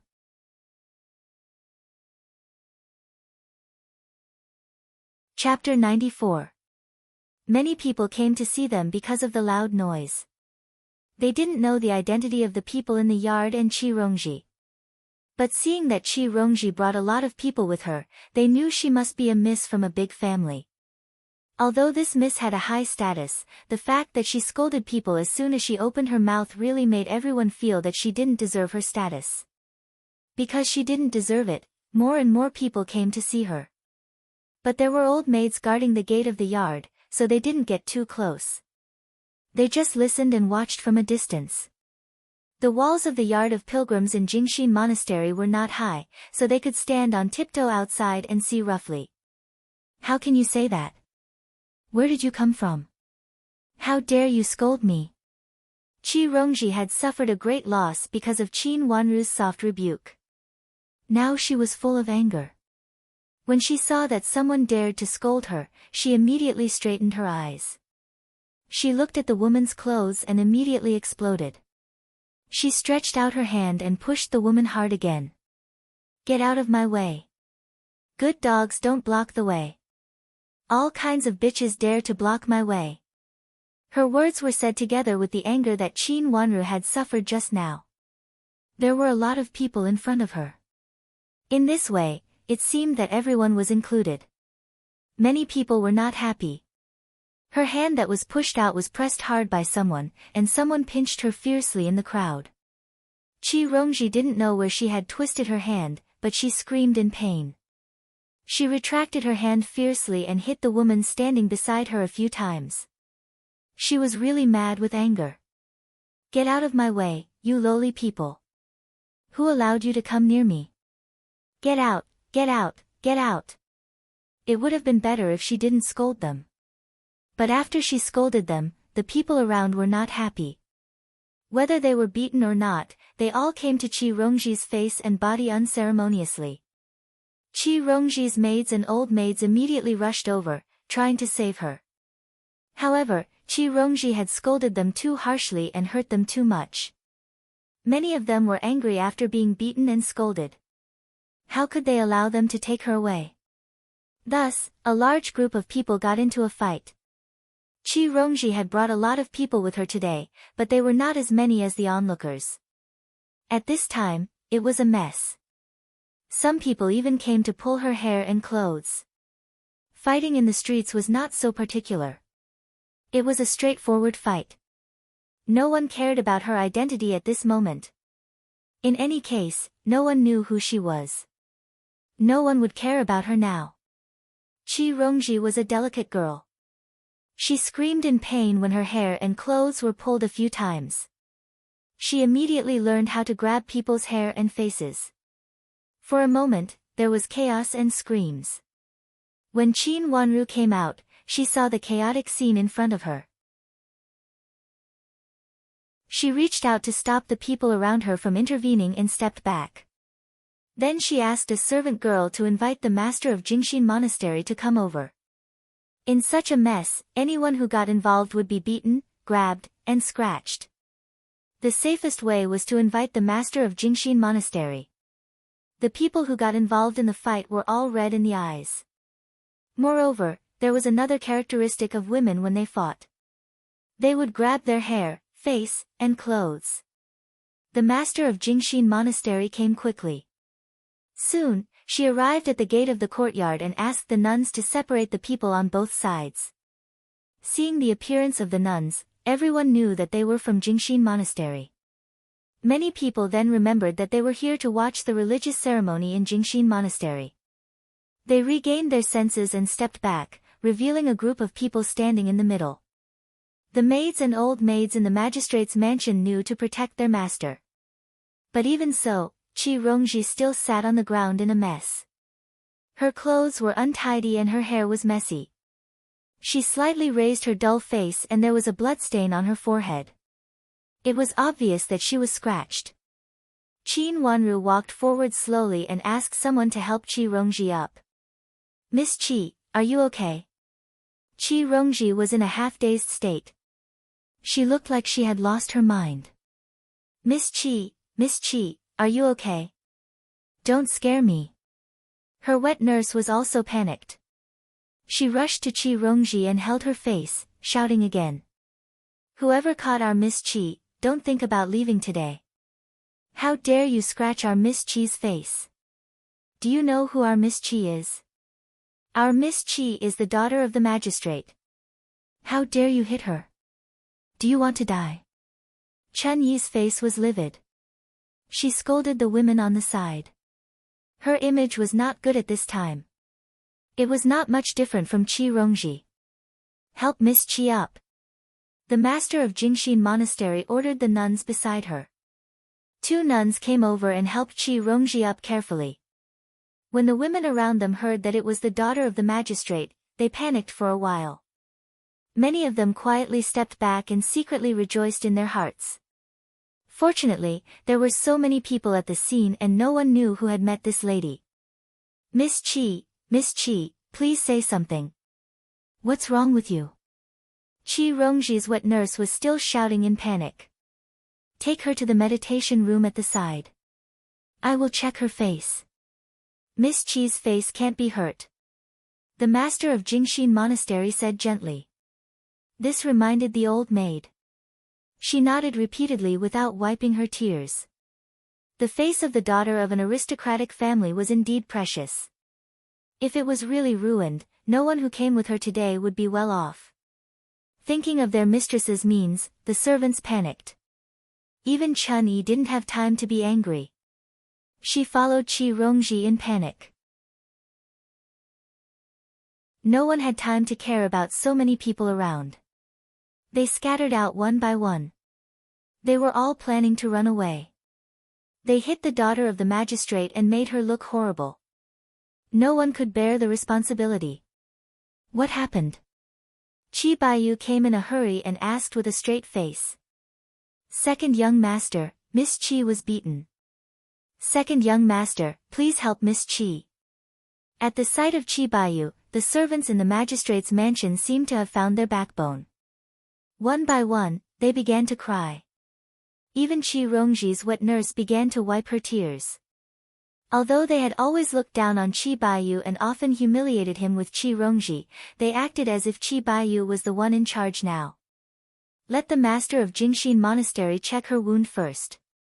Don't leave a scar. Qi Baiyu looked at the situation and frowned. That's what I thought too. Then let's go quickly. Don't delay. Qi Baiyu frowned and said. A large group of people left with the master of Jingshin Monastery. The onlookers also disappeared at this time. No one dared to stay and watch the drama after such a thing happened.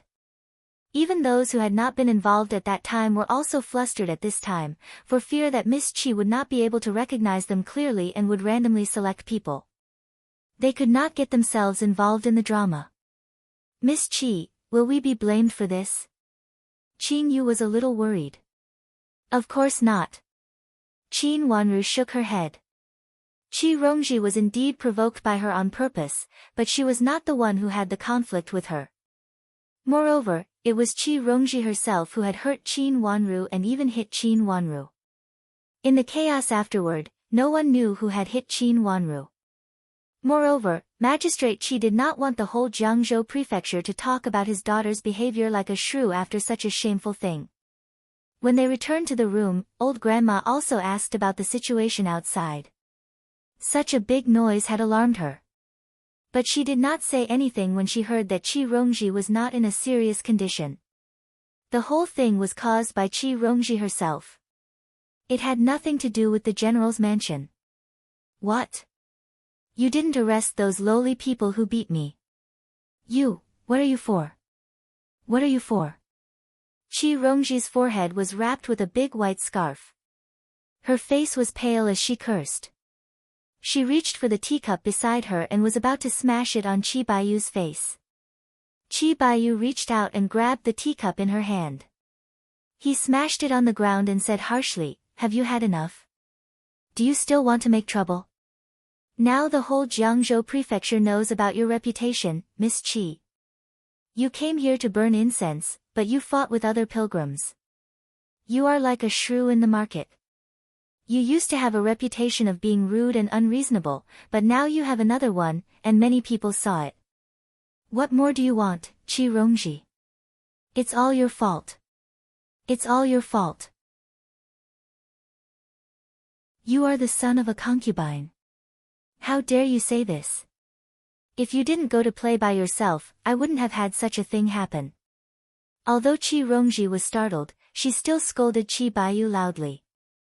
She was so annoyed that she blamed everything on Qi Baiyu. In the past, she had always blamed Qi Baiyu for this kind of thing. Now she did it out of habit. "I went to play by myself. Weren't you the one who pushed me out and asked me to go far away? How did I become the one who wanted to go out and have fun? Qi Rongji, we are now in Jingxin Monastery, not the magistrate's office. It's not a place where you can do whatever you want. Please take a good look. There are so many witnesses who can prove that you drove me out. I want to see where you can hide your face." Qi Baiyu said coldly. He moved closer to Qi Rongji and sneered, "Qi Rongji, don't tell me you want father to know that you put something else in the other yard and wanted to hurt second Miss Qin in private? You want to send me away and then trick Qin Wanru in my name?" His voice was so low that only Qi Rongji could hear it. Qi Rongji's face changed and her hands trembled. She looked at Qi Baiyu in shock and couldn't say a word. First Miss Qin has left Jiangzhou. Ning Yuan Army General loves second Miss Qin the most now. The head of the general's mansion is also Madame Shui, who loves second Miss Qin. Old Madame Qin is in charge. If you really hurt Qin Wanru, Ning Yuan Army General will think of ways to kill you.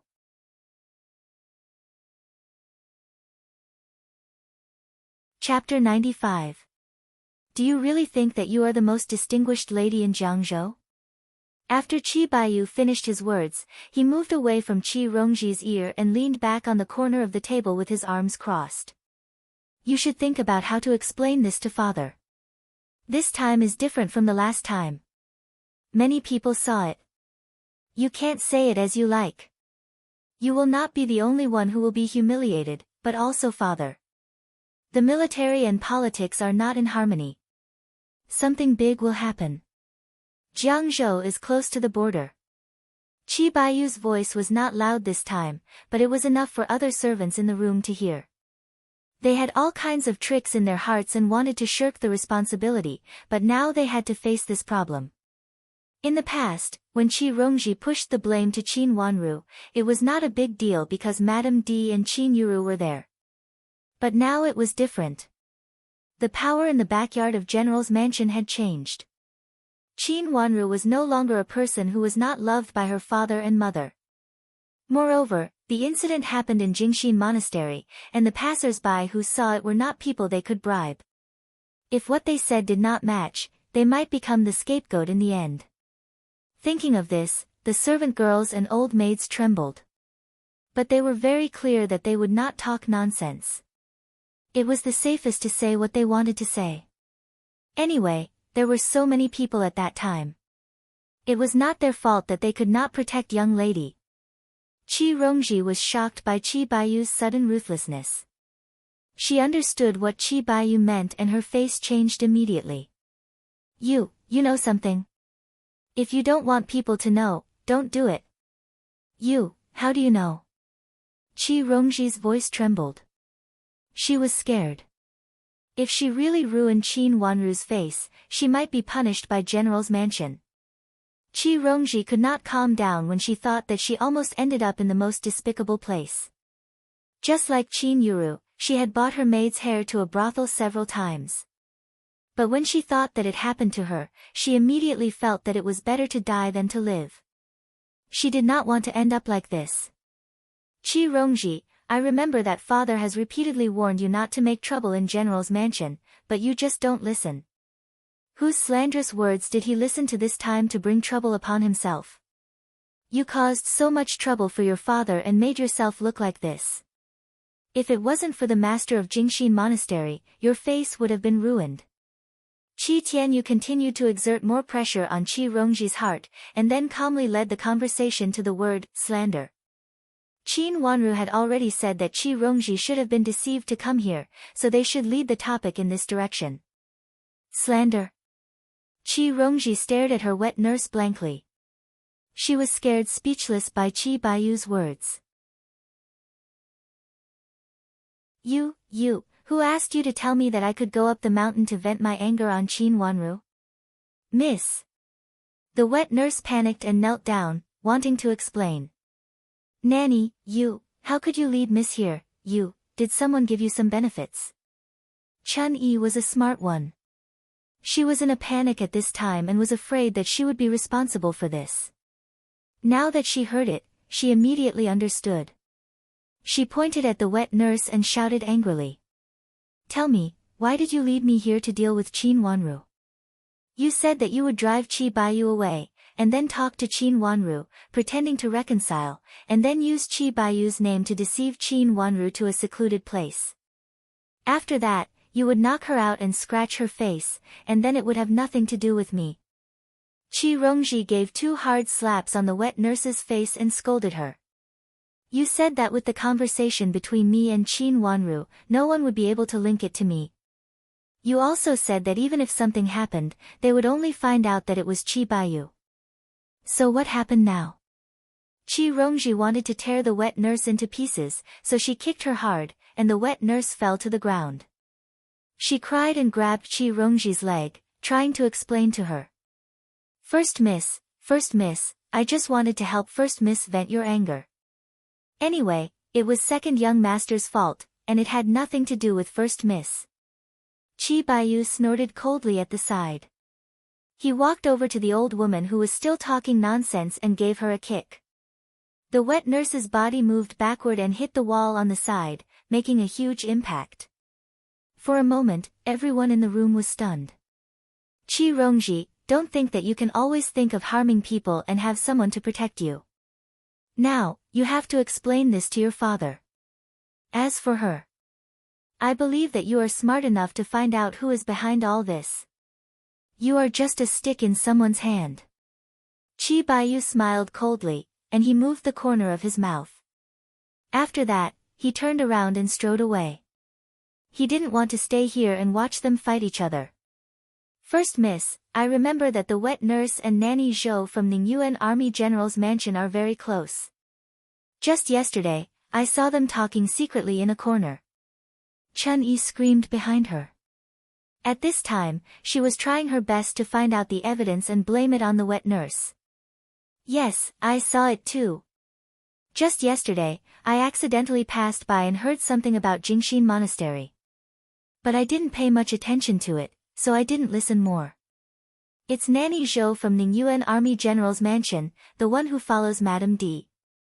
I also know her. There were a lot of people talking at the same time. All of them had come back to their senses. Qi Baiyu stood in the corridor, looked at Qi Rongji's room, and sneered. He strode out, and his servant followed closely behind him.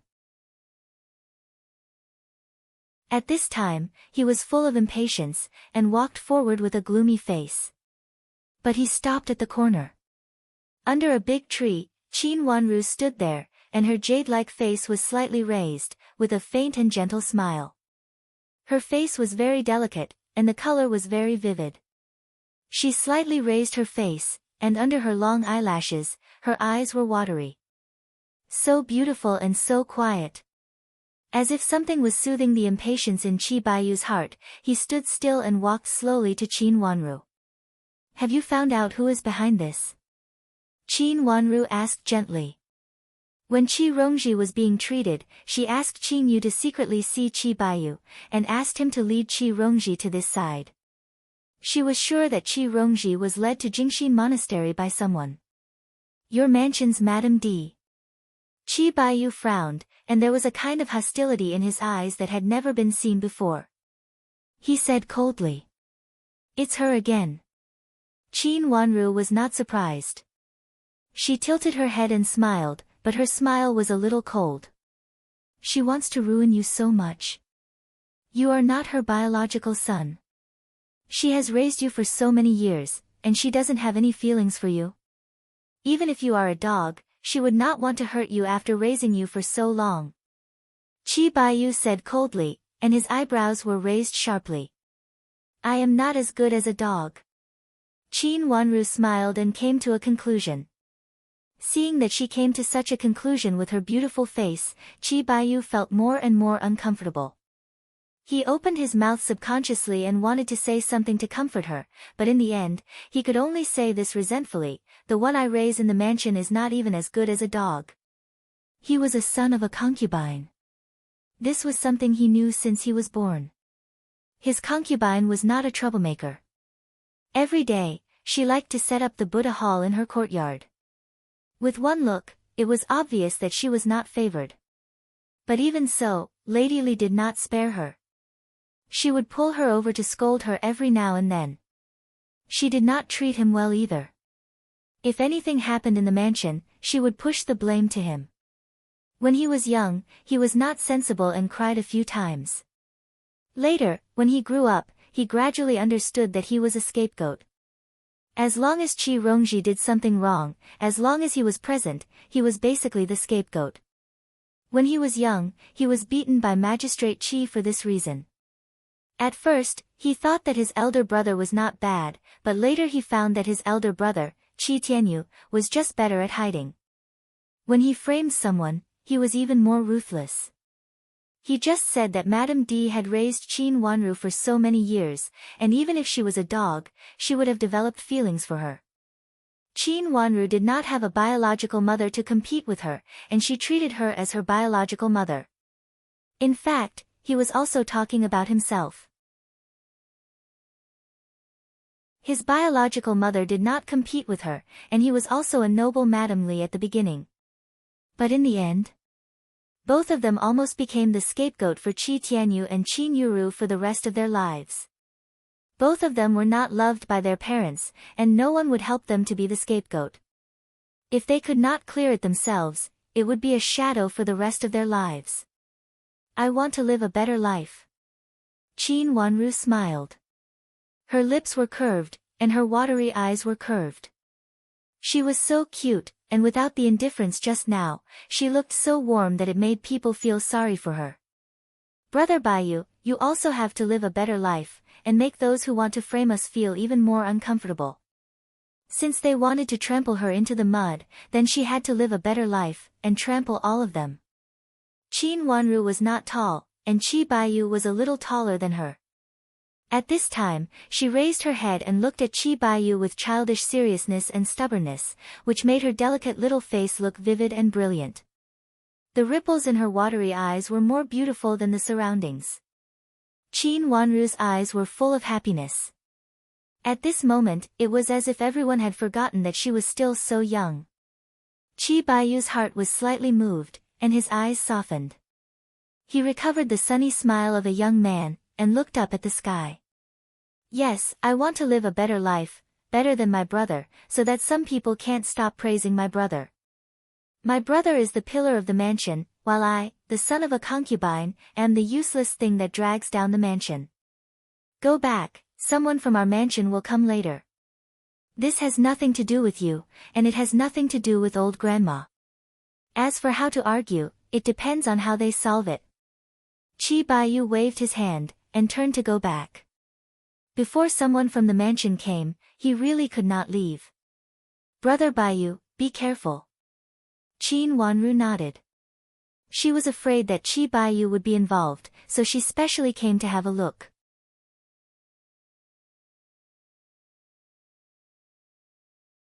Chapter 96. Go to the capital city. Why do you want to go to the capital city? The news was so sudden that the smile on Qin Wanru's face froze. In her previous life, Chi Baiyu went to the capital city a few years later. Although Magistrate Qi was transferred, it still took a few years. When Chi Baiyu went to the capital city, he was appreciated and supported by someone, so he became an official in the imperial court in just a few years. Since Qi Tianyu can go to the capital city, why can't I? Stay here and watch Qi Rongji act like an idiot. Chi Baiyu showed a smile on his face, as if he had thought it through. If Qi Rongji stays here, her reputation will not be better than Qin Yuru's. So. Qin Wanru didn't understand for a moment. She blinked her watery eyes and a thought flashed through her mind. Then she suddenly opened her eyes wide and asked, "You mean Qi Rongji will also go to the capital city?" Why not? Based on her current situation, it is impossible for her to find a good marriage in Jiangzhou. Qi Baiyu smiled. When this idea just came up, he just vaguely felt that it was good. After talking with Qin Wanru, he immediately had a clear goal. His playmate was going to the capital city, and his good brother was also going to the capital city. Then why should he stay? When Qi Tianyu became famous, would he step on him more and more in the mud? Originally, he didn't have any big ideas about himself. Although he was not favored in the mansion, at least he was the son of the magistrate. Others were respectful to him outside, and he didn't have any pursuits. All he wanted was to eat, drink, and play with some friends. However, there were too many things that had happened recently. Everything seemed to have little to do with him, but in fact, almost all of them were related to him. His hypocritical elder brother, his protective father, his spoiled younger sister, and his harsh legal mother. All of these made him grow up rapidly in these few days. He even had a vague idea that if he really did nothing, he might be left behind by Qi Tianyu forever. At that time, Qi Tianyu could frame him in any way he wanted and throw the blame on him. Men and women were different. Although reputation was not so important, responsibility was very important. So, Qi Rongji is also going to the capital city, and you can go with her in the name of escorting her? Qin Wanru analyzed after thinking for a while. My father won't leave, and my mother won't leave either. So, I'm the only one who can send her to the capital. Qi Baiyu twitched his lips and said with the slyness of a young man. It was not a good idea for a girl to go to the capital city alone. Moreover, Qi Rongji was someone who could cause trouble at any time. Who knew what would happen if she went to the capital city alone? And she could no longer stay in Jiangzhou Prefecture. Where will you live after you go to the capital city? Qin Wanru was still a little worried and frowned. We have a house in the capital city. Qi Tianyu lives there now. When Qi Rongji and I go there, we will naturally live together. Qi Tianyu has always been a modest gentleman. Of course, he won't reject me, his younger brother. He even has to be more friendly to me. After all, the capital city is not Jiangzhou. Father can't hide anything. Qi Baiyu said casually. Then what do you want to do after you go to the capital city? In her last life, Qin Wanru couldn't even go out of the mansion. She had no idea how Qi Baiyu was valued by others. She couldn't think of a good idea now. She was only worried that it might not be a good thing for him to go to the capital city at such a young age. There are many things I can do. Although I'm not good at literature, I'm good at martial arts. Actually, I can give it a try. Qi Baiyu stretched out his hand and showed his fist. Then he waved his hand at Qin Wanru and said, "It's useless to tell you now whether you can go to the capital city with me or not. We have to let my husband talk to your father. But in the end, I'm afraid their relationship will be better." After Qi Baiyu finished his teasing, he directly turned around with a smile. Calculating the time, the person he sent to inform had already arrived at the magistrate's mansion. The person from the mansion should be arriving soon. Since this matter was related to Madame D, he could push it to the general's mansion. Since the magistrate and the general's mansion didn't want to completely turn against each other, it was necessary to negotiate. It was actually not a big deal to let Ningyuan army general's mansion take him and Qi Rongji on the way to the capital city. Whether it was the previous marriage or this matter where Madame D intervened and caused Qi Rongji's face to be scratched, it was Ningyuan army general's mansion's fault. With this premise, it was also reasonable for the magistrate to make some requests. It would be best to send Qi Rongji to Ningyuan army general's mansion. Qi Baiyu touched his chin and secretly thought about the possibility of this. In fact, this possibility was very high. Magistrate Qi came here with his people. After seeing Qi Rongji's face, he was relieved. Even if there was a scar, it would be on the forehead. In the future, she could just cover it with her bangs. Moreover, the master of Jingxin Monastery said that it was not a big problem. If she paid a little attention, she might not even have a scar. After finding out what happened, Magistrate Qi was furious. He dragged out several servants of Qi's mansion and beat them up. After that, he went down the mountain. With Qi Rongji's wet nurse as an excuse, it was not difficult to investigate Madame D's matter. That night, Qin Huayong went up the mountain. After meeting old Madame Qin, he asked Qin Wanru to take him to Qin Wanru's courtyard. After entering the room, Qin Huayong sat on the chair in the middle. He took the tea that Qin Wanru offered and took a sip. He was silent for a while. Qin Wanru was not in a hurry and quietly waited for him to speak. After a long while, Qin Huayong said, "What did she do?" His voice was a little tired. It was not the tiredness that a general like him should have. Although Qin Huayong did not say anything, Qin Wanru knew he was talking about Madame D. She did not hide anything. She raised her head and said, "Father, there is Qingxiu grass powder in Grandma's bird's nest. This kind of grass can cause Grandma's illness. Often smelling it will make Grandma's illness more and more serious, and even make Grandma." Qin Wanru's eyes turned red. In her previous life, Grandma passed away in this way. Who sent the bird's nest? Qin Huayong did not ask how Qin Wanru knew it. Old Grandma had already told him that Qin Wanru was learning medicine from Mingqiu Nun. She also said that Qin Wanru was very good at it. She could already occasionally perform acupuncture for old Grandma to relieve her physical symptoms, and the effect was very good.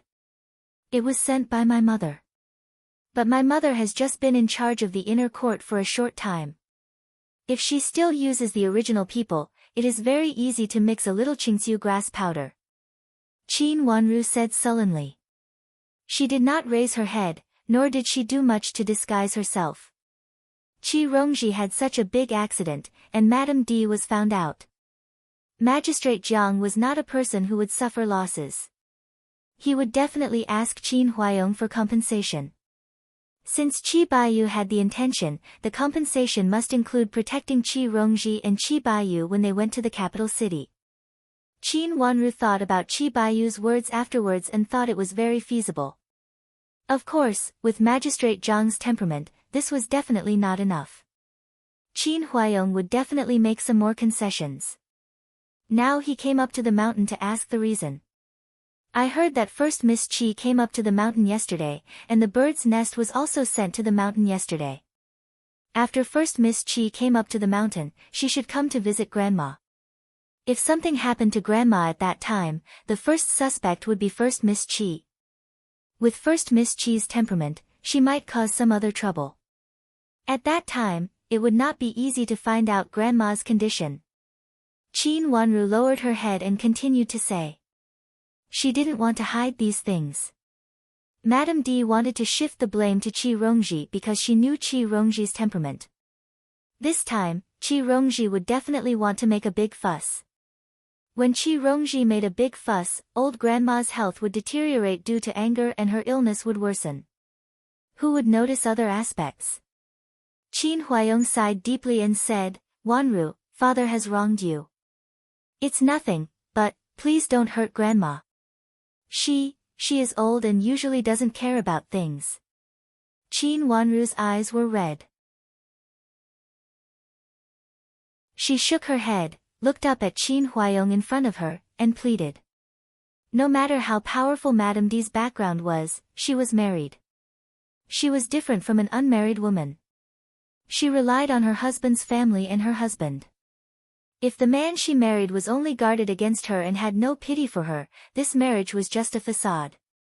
Qin Huayong's repeated schemes had already made Madame D lose Qin Huayong's heart. In the future, if Madame D wanted to scheme against her when Shui Rulan was pregnant, it would not be so feasible. No matter what she did, Qin Huayong would think in his mind whether she wanted to scheme against something again. To deal with Madame Qin and her daughter, she could not be anxious. She had to do it step by step.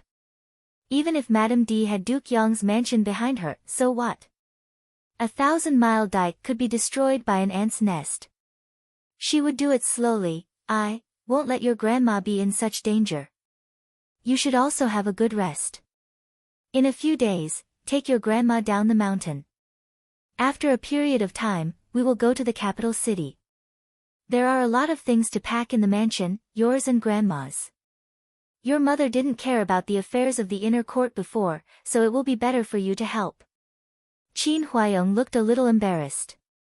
As a son, his current behavior should be regarded as a great unfilial. He knew that Madame D was not appropriate, but he still kept her. Thinking of this, Qin Huayong was also very ashamed, but he could only do this now. Father is going to be transferred to the capital city. Qin Wanru knew that she could not keep thinking about this at this time and should stop before going too far, so she changed the topic. She immediately wiped the tears from the corners of her eyes with a handkerchief, and showed a slight surprise on her face. Yes, we are going to the capital city. Father's transfer order will come soon. When all the procedures are completed, we will leave. During this period, you will help your mother pack things in the mansion, and throw away some things that are not needed. Qin Huayong ordered. In the past, he only thought that his little daughter was naive and ignorant of the affairs of the world, but recently he found that his little daughter was very smart. She was not only smart but also useful. Originally, he was worried that old grandma's health might not be good on the way to the capital city. But now that Qin Wanru's medical skills were excellent and she was praised by the master of Jingxin Monastery, he had nothing to worry about. If he had known that Wanru was so talented in medicine, he would not have stopped her like his mother.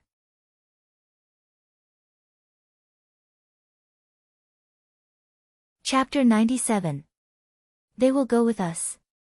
Although Qin Wanru had already guessed it, she didn't show it on her face. She only showed a slightly surprised expression. Yes, they will go with us. We owe Qi's mansion a lot. Qin Huayong frowned tightly, and his face didn't look good. Not only because of Qin Yuru, but also because of what Madame D did this time. Magistrate Qi and Qi Ping had something on them. The result of their showdown was that Qin Huayong had to temporarily accept Qi Rongji and try to find a good marriage for her. In the future, you only need to be close to your mother. Others don't care too much. Qin Huayong looked at Qin Wanru and said with a hidden meaning. Yes, I will listen to my father's arrangement. Qin Wanru said respectfully, as if she didn't understand the meaning of Qin Huayong's words that she didn't need to care too much about Madame D. After Qin Huayong left, Qin Wanru didn't immediately wash up and go to bed. Instead, she made medicine under the lamp. She was very careful and meticulous. She threw several kinds of medicine she needed into the stone mortar, took a small medicine pestle and pounded it carefully. She asked Shui Rulan to bring these medicines to the mountain a few days ago. When Shui Rulan sent the medicine to old grandma, she also brought some for her. She just got them from old grandma, but these medicines were also contaminated with the smell of Qing Chu grass. For ordinary people, the smell of Qing Chu grass was not a problem. This was a task assigned by Mingxiu Nun. It was not too difficult for her now. However, the medicine contaminated with Qing Chu grass gave her a sudden inspiration and a new idea. She had met quite a number of people during her trip to the capital city.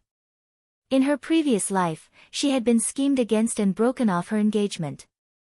Those people might appear again. She had to get rid of all of them before they could propose to the general's mansion. She only had Qing Yu by her side, which was too little. She needed more useful people, and she needed more loyal people.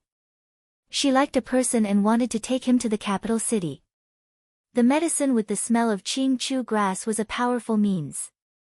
"Miss, how about this servant help you? It's so late. Are you going to sleep?" Qing Yu saw it was not early, so she brought in a cup of tea and said with concern. "No, I can do it myself. You don't know when to put in other herbs." Qin Wanru shook her head, and a smile flashed in her watery eyes. Looking at Qin Wanru holding the pestle so hard that her white and tender little hands were red and even slightly swollen, Qin Yu felt distressed. "Miss, I'm strong. I'll do the pestle. Miss, you can guide me on the side so that you can have a rest," Qin Wanru said with a smile. Qin Wanru's skin was as white as snow. When she pinched the handle of the pestle, a large red patch could be seen clearly. Jiao Jiao's small hands had always been reading books and adjusting wires. She had never used so much strength to hold something and do such work. "It's okay. You don't understand this, Qing Yu. It's better for me to do it myself." Qin Wanru looked at the red marks on her hand and was not very satisfied. She continued to use force on the stone mortar. Although her hand was in pain, it was not severe enough. It would be fine after a night's sleep. "Miss, you can pestle again tomorrow. You didn't do it all at once in the past, did you?" Qing Yu really felt distressed for Qin Wanru's hand. "The past is the past. I don't have much time now. It's only a few days, so I have to do it faster. Moreover, the medicine this time is different from the previous ones. It's best to do it all at once." Qin Wanru's long eyelashes fluttered twice. Under the light, uneven shadows fell on her snow-white and tender little face. It was almost a clear feeling. Her skin was like snow, crystal clear. "Qing Yu, go to sleep if you're sleepy. I'll pestle again." Qin Wanru looked up at Qing Yu and smiled. "I'm not sleepy. I'll stay here with you. If you don't sleep, I won't sleep either," Qing Yu almost said angrily. After thinking for a while, she went to the inner room and took out some ointment. She was going to apply the ointment to her miss after Qin Wanru was done pestling, so that her hand would not swell tomorrow. "Qing Yu, I don't need it. I just want my hand to swell a little." Seeing the ointment in Qing Yu's hand and her angry face, Qin Wanru smiled. Her pair of eyes were pure and her smile was even more innocent. It made people realize once again that she was just a child. However, the meaning of her words shocked Qing Yu. "Miss, what do you want to do? What if your hand is really swollen? Old grandma will be distressed to see it. So, I won't go to see grandma tomorrow morning. I'll just say that I was scared by Qi Rongji today and didn't sleep well last night. I'll get up late tomorrow morning. You can go to grandma and apologize." Qin Wanru lowered her head and looked at her slender little hand. The red mark on her hand that was holding the medicine pestle became more and more obvious. It could even be considered as hideous. Her hand was very swollen and painful. But it was really nothing compared to the punishment of being cut in half at the waist. The smile on her lips became more and more brilliant. She could be cruel to herself. "But miss, your hand." Qing Yu felt her heart was also aching. Her miss's little hand was so swollen. "It doesn't matter. Now help me to sleep." Qin Wanru stood up and looked at the unfinished medicine powder. She felt that it was almost time. "Should I put it away?" Qing Yu looked at the two small pieces of medicine powder and asked in confusion. "No need, just leave it like this." Qin Wanru was very satisfied with her work. It was indeed not the best finished product, but for her, it was the best. With the strength of a child, this was already the best. The next morning, Qin Yu went to apologize to old grandma on behalf of Qin Wanru. When Qin Wanru got up, Qin Yu had already returned. After helping Qin Wanru freshen up, her eyes fell on Qin Wanru's hand. After a night's sleep, Qin Yu didn't feel much better. She even felt that her hands were more swollen. Both of her hands were swollen.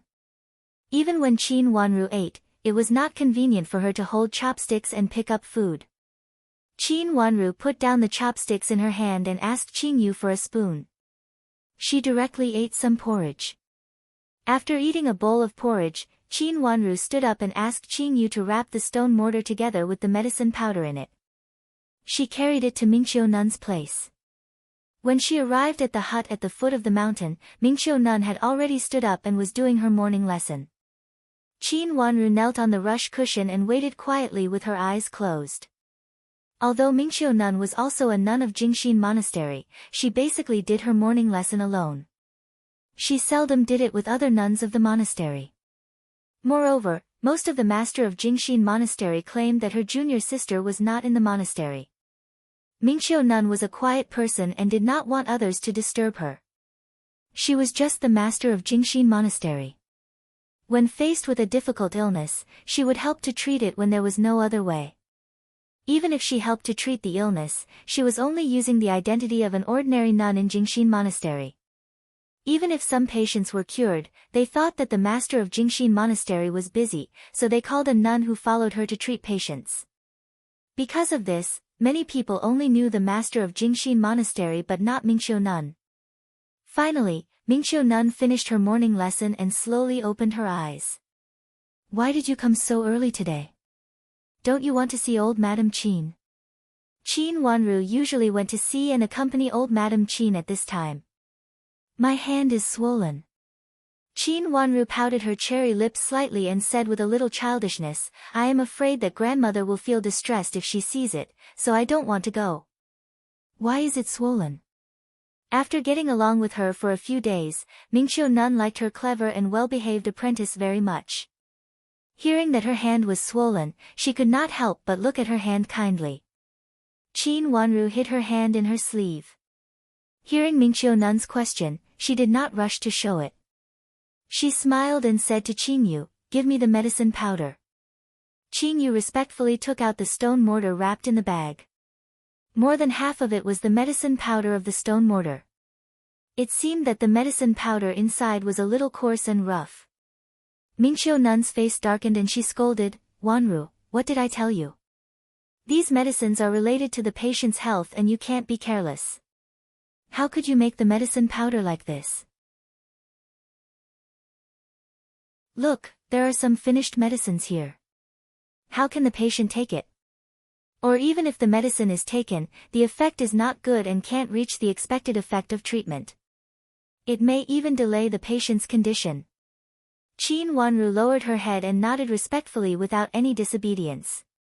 "Yes, nun, I will use more strength next time." Speaking of using strength, Mingqiu Nun's eyes fell on Qin Wanru's hand. Her words made her heart jump and she thought of what Qin Wanru said just now. "Give me your hand," Mingqiu Nun said in a low and slow voice. Qin Wanru hesitated for a moment, but she still slowly stretched out her hand, although she looked a little reluctant. Her hanging sleeves were rolled up. Seeing the red and swollen white and tender hands, Mingqiu Nun couldn't help but raise her eyebrows. She reached out to hold Qin Wanru's hand and pressed her thumb on the swollen part of Qin Wanru's hand. "Ah, Nun, it hurts." Qin Wanru looked at Mingqiu Nun with tears in her eyes. She immediately felt so painful that hot sweat appeared on her forehead. "It was really painful. You peeled the medicine?" Looking at the position of the two red marks, Mingqiu Nun asked ambiguously. "Yes, I peeled it.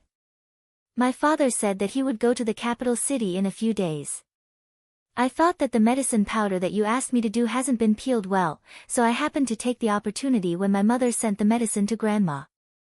I wanted to do it quickly, but I didn't expect that I didn't do it well. Please forgive me, Nun." Qin Wanru lowered her head and pretended to be embarrassed. It turned out that it was not that she didn't care about the medicine, but that she was too small and couldn't use much strength. She also wanted to do it all at once, so she blamed her wrongly. Mingqiu Nun's face softened, and her voice unconsciously softened. Why are you so careless? Next time, I will ask someone to do it for you. Besides, you don't have to be so anxious.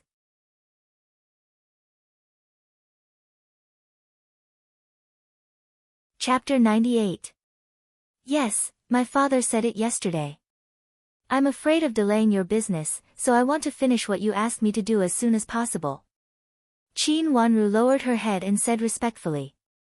She reached out and pushed the powder in the stone mortar to Mingqiu Nun for her to check.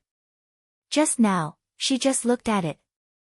Next, she would use smell and taste to analyze whether Qin Wanru's powder was good or not. With Mingqiu Nun's medical skills, she could immediately taste the quality of Qingxiu grass as long as it was in the first grade. She needed Mingqiu Nun to worry about her. Mingqiu Nun's hand touched the stone mortar that Qin Wanru pushed over, but she didn't taste it immediately. She looked a little stunned, slightly lowered her head, and didn't speak. The room suddenly became quiet, and there was only the sound of the wind outside the room. Nun. Qin Wanru paused and called her worriedly. She didn't understand why Mingqiu Nun reacted like this. You want to go to the capital city, so you don't study medicine? Mingqiu Nun seemed to be awakened by Qin Wanru's call. She raised her head and showed a gentle smile on her face. However, this smile was a little bitter in Qin Wanru's eyes. I want to study medicine, Nun, I want to study medicine. Qin Wanru said eagerly. She grabbed Mingqiu Nun's clothes with her red and swollen little hands, and raised her watery eyes, which were bright and firm, without any wavering. In fact, you have almost learned it. I have a medical book here, which I compiled according to the actual cases. You can take it with you when the time comes. In fact, I wanted to take you out for a walk. In fact, I also wanted to take you out to see patients. What you lack now is some practical experience. Mingqiu Nun took a deep breath and said slowly. Her soft eyes slid over Qin Wanru's pink little face. She really didn't expect her disciple to be so talented. Moreover, she could draw inferences about other cases from one case, and even put forward some new opinions. What she lacked was just practical experience.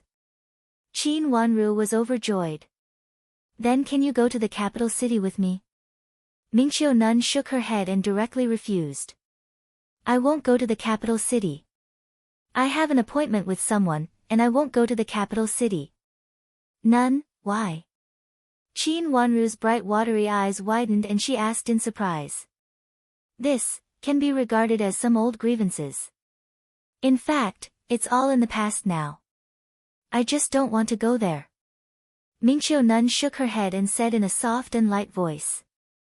These words seemed to be said to Qin Wanru, but also seemed to be said to herself. What can't you let go of? And it has something to do with the capital city? Qin Wanru was stunned for a moment, with dark light flowing in her eyes. It's not a big deal. It's been so long. I'm afraid I've already let it go. Mingqiu Nun smiled with a bit of self-mockery, which was different from her usual behavior. In the past, Mingqiu Nun had always been gentle and solemn. Since she accepted Qin Wanru as her disciple, she had been very kind to Qin Wanru. She was an aloof elder, well-behaved and polite, and had never lost her composure in front of Qin Wanru. But now, Qin Wanru keenly felt that she had lost her composure. Since you have let go of it, why not go to the capital city? Wanru can also accompany you and show filial piety to you. Qin Wanru probed carefully. She really wanted Mingqiu Nun to go to the capital city with her. She and Mingqiu Nun were not master and disciple in name, but they were actually master and disciple. She really wanted to show filial piety to Mingqiu Nun. Originally, she didn't dare to think that Mingqiu Nun would go to the capital city with her. But since Mingqiu Nun had the idea to take her out before, she might be willing to go to the capital city with her. Although Qin Wanru knew that her idea was actually not reliable, she still raised her watery eyes with uncontrollable excitement and looked at Mingqiu Nun with childish admiration and longing. You child. Mingqiu Nun seemed to be moved by the childish admiration in Qin Wanru's eyes. A smile appeared on her face and broke the bitterness just now. She reached out and touched Qin Wanru's head. I won't go with you. The capital city is too noisy and not suitable for my temperament. It's quieter here. Speaking of this, Mingqiu Nun couldn't help but think of that person. That person should have married and had children now, right? For so many years, she had also converted to Buddhism. At this moment, her heart was really shaken. Sure enough, as senior sister said, her heart was not calm. Therefore, she couldn't go to the capital city. What happened in the past had already passed. Let the past be gone with the wind. Picking up the stone mortar at hand, she reached out to pinch a little powder and tasted it on the tip of her tongue. Suddenly, her face changed. Qingxiu grass. Didn't your grandmother not experience the taste of Qingxiu grass? Although it was the master of Jingxin Monastery who treated Madame Dowager, she still had to ask Mingqiu Nun about some medicine. Mingqiu Nun was also very clear about Madame Dowager's condition. How could it be? My mother brought it to me when she went down the mountain to deliver medicine for my grandmother. How could it have the taste of Qingxiu grass? Mingqiu Nun's words didn't surprise Qin Wanru, but she still pretended to be surprised. It's very light, but it's still there. If your grandmother keeps smelling it, her condition will worsen. Mingqiu Nun reached out to pinch a little more and tasted it. Then she raised her head and said with certainty. The medicine sent here has been tampered with. Someone deliberately sprinkled the powder of Qingxiu grass in the medicine. Then, Qin Wanru lowered her head. She looked a little weak. Her red and swollen little hands pinched the corner of her clothes, looking a little pitiful. Her pink and delicate little hands were swollen with two big red patches. Her hands looked like a pair of bulging red buns, which really made people feel sorry for her.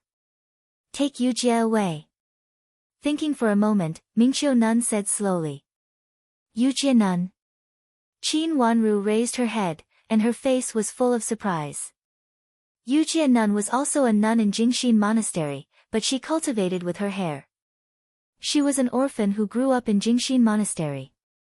She usually took care of Mingqiu Nun's meals and learned medicine from Mingqiu Nun. She could be regarded as a good assistant of Mingqiu Nun. Yujie is actually not a nun. She only cultivated with her hair. Senior sister said she had no fate with Buddhism, so she originally wanted to send her down the mountain. Mingqiu Nun sighed. She was also a person who watched Yujie grow up. In fact, she also wanted to keep this child by her side. But she also knew that Yujie was young after all. Although she was more than stable, she actually didn't match this monastery. Mingqiu Nun and the master of Jingxin Monastery didn't want to directly lock such a young child in the monastery for a lifetime. If Qin Wanru didn't happen to go up the mountain to study medicine, Yujie would have been sent away. Because of Qin Wanru's presence, Mingqiu Nun also had a little selfishness. She wanted Yujie to follow Qin Wanru. Yujie had been on the mountain for so many years. Although she was smart, she had no background. If Qin Wanru took care of her, it would be easier for her to blend in. This was also the reason why Mingqiu Nun asked Qin Wanru to contact Yujie more recently. Both of them were children she liked, and she hoped that they could be closer. Can Yujie Nun really go with me? Qin Wanru opened her watery eyes wide, and she was so excited that her small body couldn't help sitting up straight. It could be seen that she was really happy. Mingqiu Nun breathed a sigh of relief. She was embarrassed to ask, but seeing that Qin Wanru didn't peso the medicine well, and she didn't even distinguish the smell of Qingxiu grass, she was worried, so she asked. Now seeing Qin Wanru's surprised face, she was also relieved. These two children didn't force each other. It was best that they could take care of each other in harmony. I can go with you, Mingqiu Nun said with a smile.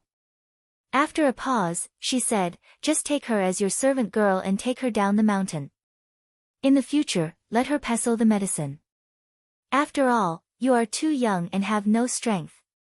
Compared with Yujie, who had been pestling the medicine and could be regarded as a Hercules in the nunnery, Qin Wanru's strength was too small. As for being a servant girl, Mingqiu Nun also thought about it very clearly.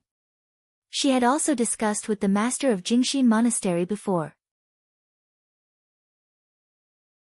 Since she and Qin Wanru only had the real relationship of master and apprentice, without the title of master and apprentice, Yujie naturally couldn't be regarded as Qin Wanru's senior sister. Without this relationship, Yujie didn't have a foothold in General's mansion. Being Qin Wanru's servant girl was the best way. When Qin Wanru saw Yujie Nun easily lift a fish tank in the nunnery, she clearly knew that she needed such a person. And this time, it was also because of her. But she was still a little worried and asked carefully, "Does Yujie Nun know about it?" "I have mentioned it to her before, but originally it was me who took you to travel, and she was your servant girl. After all, your servant girl followed you, and I'm afraid that she wouldn't be able to bear so much hardship." Mingqiu Nun's eyes fell on Qin Yu. Although Qin Yu was a servant girl, the principal servant girl of General's mansion was also delicate and tender. How could she bear so much hardship?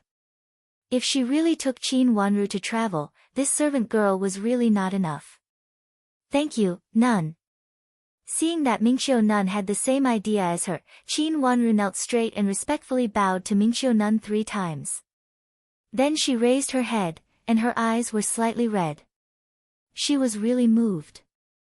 In the last life, she missed the opportunity to learn medicine from Mingqiu Nun, so she also missed this elder who cared about her wholeheartedly. In this life, she finally found this elder who cared about her sincerely. She originally thought highly of Yujie Nun, but she found that her master had already prepared for her. Even if Qin Wanru was clever, she couldn't help but feel really sad at this time. "Good girl, don't cry. I can rest assured if you are with Yujie." Looking at the child's childish expression, it diluted the bitterness in Mingqiu Nun's heart. She couldn't help but show a kind smile, which made her beautiful eyebrows more shiny. "Nun, don't worry. We will meet again in the future. Yujie Nun and I will definitely come to see you." A trace of darkness flashed in Qin Wanru's eyes. This was her promise to Mingqiu Nun. In a few words, she had already understood that Mingqiu Nun had a knot in her heart, and this knot was still in the capital city. She would definitely find a way to solve the knot in Mingqiu Nun's heart and bring Mingqiu Nun to the capital city one day.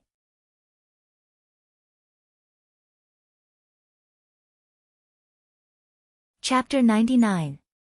When Qin Wanru returned to Madame Dowager's courtyard, Yujie, who was dressed as a servant girl, was already beside her. The clothes that Yujie was wearing belonged to Qingyue. Their height and looks were about the same, so Yujie was wearing Qingyue's clothes. After taking off her nun clothes and hat, Yujie really looked like a well-mannered maid from an aristocratic family.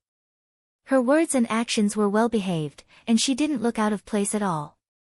Madame Dowager was in a good mood when she saw Yujie Nun dressed like this, fair and delicate. On the one hand, she felt that Mingqiu Nun and the abbess of Jingxin Monastery had really put in a lot of effort. On the other hand, she felt that Mingqiu Nun had grown up in the monastery. She looked dignified and decent and was not impetuous like her age. She would be a good assistant to Zhuozhuo in the future. Since then, it was confirmed that Yujie would also follow Qin Wanru and become a principal servant girl of Qin Wanru. She also went down the mountain with Qin Wanru. On the day he left the mountain, the master of Jingxin Monastery and Mingqiu Nun came to see him off. Qin Wanru and Yujie bid farewell to them respectfully and got on the carriage together. The carriage went all the way down to the general's mansion.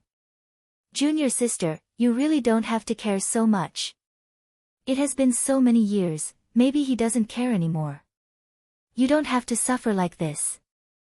Seeing the carriage of the general's mansion leaving, the master of Jingxin Monastery turned to look at her junior sister and said softly, "It's all in the past. It's been so long, what's the point of thinking about it?" Senior sister, I'm very good now, quiet and peaceful. Isn't that how I live my life without being disturbed? Mingqiu Nun turned around and said softly in a low voice. Her delicate face was calm and gentle, and it could not be seen that she cared about it at all. The nun of Jingxin Nunnery opened her mouth. She didn't know whether she should mention the powder on Qin Wanru's body or not. But looking at Mingqiu Nun's peaceful face, which was almost like that of an old monk in nirvana, she couldn't help but sigh and didn't persuade her anymore.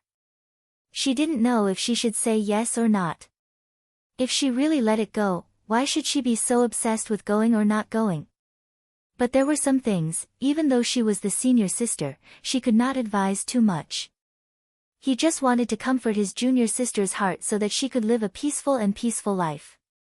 I don't know, maybe it's also a kind of happiness. When Qin Wanru and Madame Dowager returned to the general's mansion, Shui Rulin had already led some people to wait at the parking place of the general's mansion. Seeing Madame Dowager's carriage coming over, she hurried forward and helped Madame Dowager get off the carriage with Nanny Duan.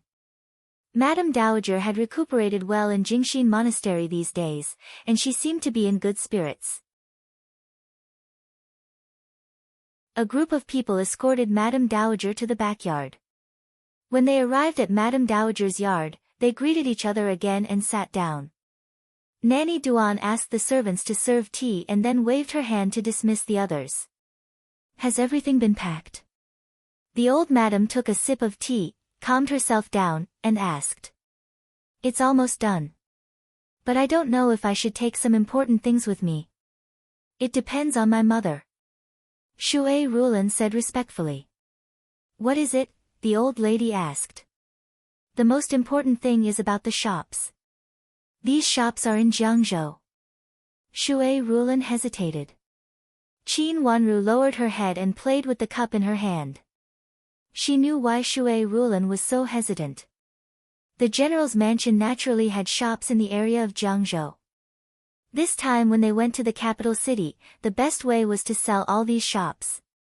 But these shops used to be managed by Madame D. If they wanted to take back the contracts of these shops from Madame D would definitely not agree. Although these shops were bought after the general's mansion and not Madame D's own dowry, in Madame D's eyes, they were of course hers. She would never let go of them. But it was not a good idea to just leave these shops in Jiangzhou. Basically, it was unlikely that they would return to Jiangzhou in the future. Once the general's mansion moved to the capital city, even if they were to move out, they would not be moved to the same place. Madame Dowager also frowned. This was indeed a difficult thing to do. Based on Madame D's character, she would not give up the shops in her hands so easily. I will discuss with Huai later. Madame Dowager frowned and thought for a while. This was indeed a difficult thing to do. She did not have to snatch these shops from Madame D's hands. It was just that the general's mansion had just moved to the capital city. In the future, they would need a lot of money. Moreover, they had to buy some shops in the capital city. After selling these shops in Madame D's hands, the money would be very important. Even the cleverest housewife could not cook a meal without rice. No matter how capable Shui Rulin was, she could not conjure up such a large sum of money. But these shops were now in Madame D's hands. It was really difficult for her to let go of them.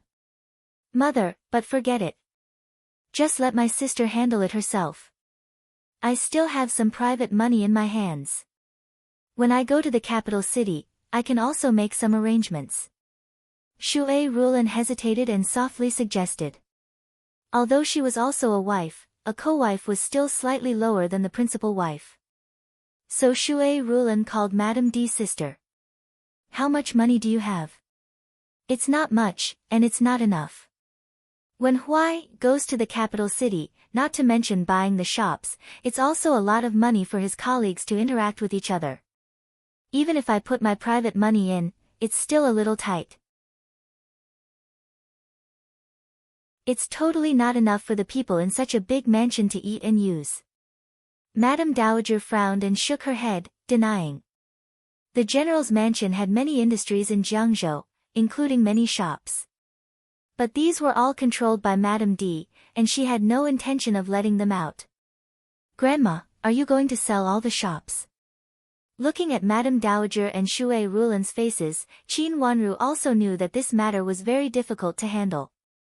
Moreover, Shui Rulan should have gone to ask Madame D, and she might have been rejected, so she seemed to be at a loss.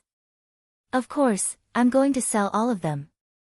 Staying here will not only lock up the financial resources, but also leave some competent people here. It's not very cost-effective." Madame Dowager nodded, also very worried. "Can you let Madame stay here?"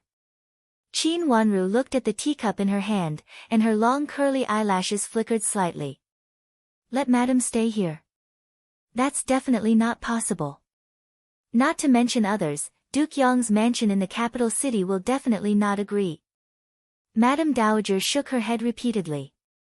There was no need to ask, it was definitely not possible. Qin Huayong had just arrived in the capital city and had no foundation, so he definitely needed the support of Duke Yong's mansion.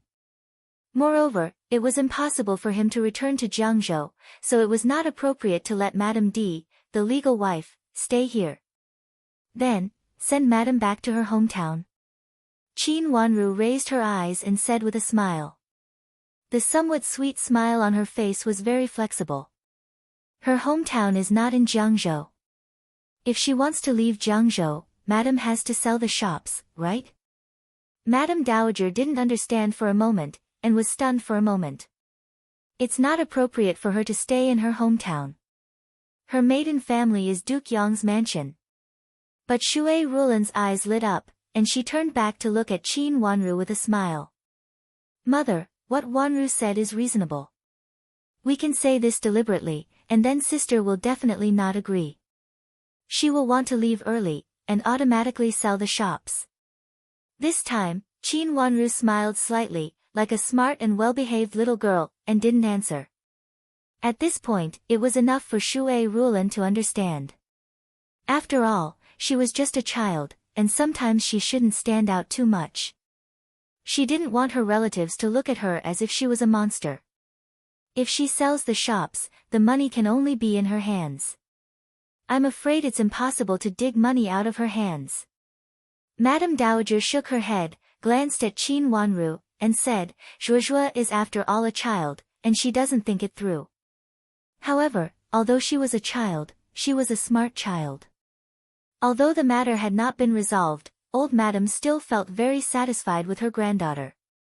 In another 2 or 3 years, when she was a little older, she would be able to stand on her own. Old Madame felt very gratified that her granddaughter was so intelligent that she was not inferior to the young ladies of those aristocratic families. She had raised her granddaughter, who was so intelligent that she was not inferior to the young ladies of those aristocratic families. "Mother, you still don't understand what I said." Shui Rulan laughed, and now she thought of something else according to Qin Wanru's imperfect words. Sister is now locked up, and can't go out to find people by herself.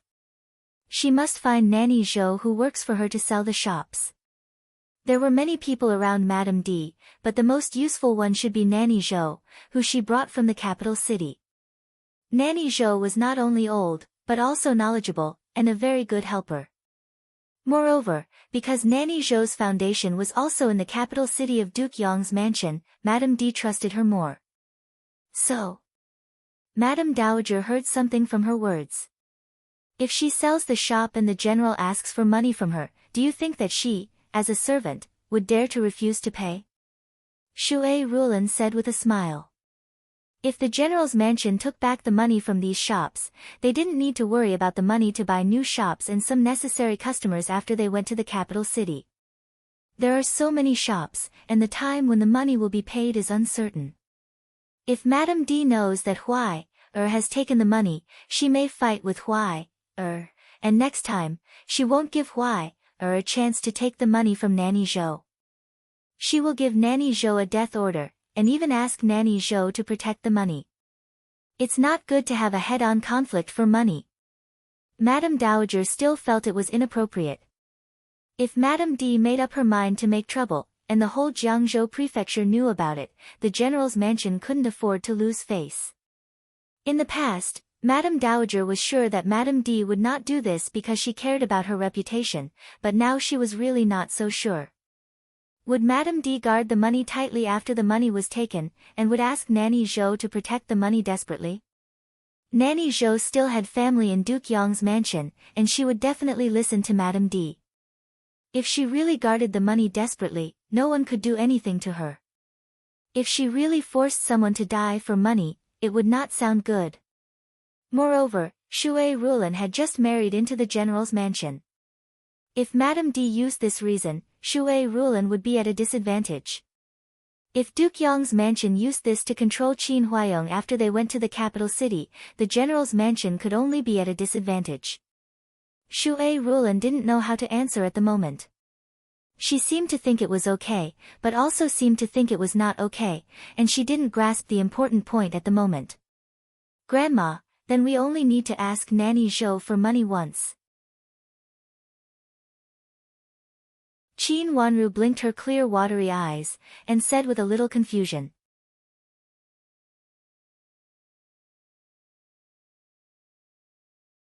Chapter 100.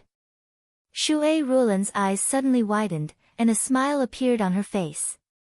Mother, since there is only one chance, let's get it from Nanny Zhou. Taking one time is at most the price of a shop. It's still not enough. Old grandma still had not figured it out. Mother, keep an eye on Nanny Zhou and find out the person who trades with her. Use a method to make them pay on the same day. Shui Rulin said. Her words also reminded old grandma. She thought for a while and nodded repeatedly, thinking that this method was feasible. Since they could only take the money from Nanny Zhou once when Madame D was not paying attention, they must get all the money and find a way to make Madame D get the money on the same day. After taking the money this time, there was no other money to take. As for the person who asked Jiangzhou Prefecture to sell Madame D's shop, it was not a big problem for Ningyuan Army General's mansion to ask the housekeeper to tell them the money on the same day. If Ningyuan Army General's mansion wanted to sell the shop, other people would not lower the price too much. It was easy to find the customer, and the price was easy to offer. The possibility of a successful transaction was also high. Grandma, do you still have some receipts from that year? It would be great if we keep them. At least there is a witness when Madame asks. Qin Wanru tilted her head and asked childishly. Rulin, you go with Nanny Duan to find some evidence. With a smile on her face, Madame Dowager looked at Qin Wanru thoughtfully and nodded to make arrangements. Shui Rulin and Nanny Duan answered together. Qin Wanru sat with them for a while and then came out of old grandma's yard. But she did not return to her own yard. Instead, she came to the swing near the wall and sat down.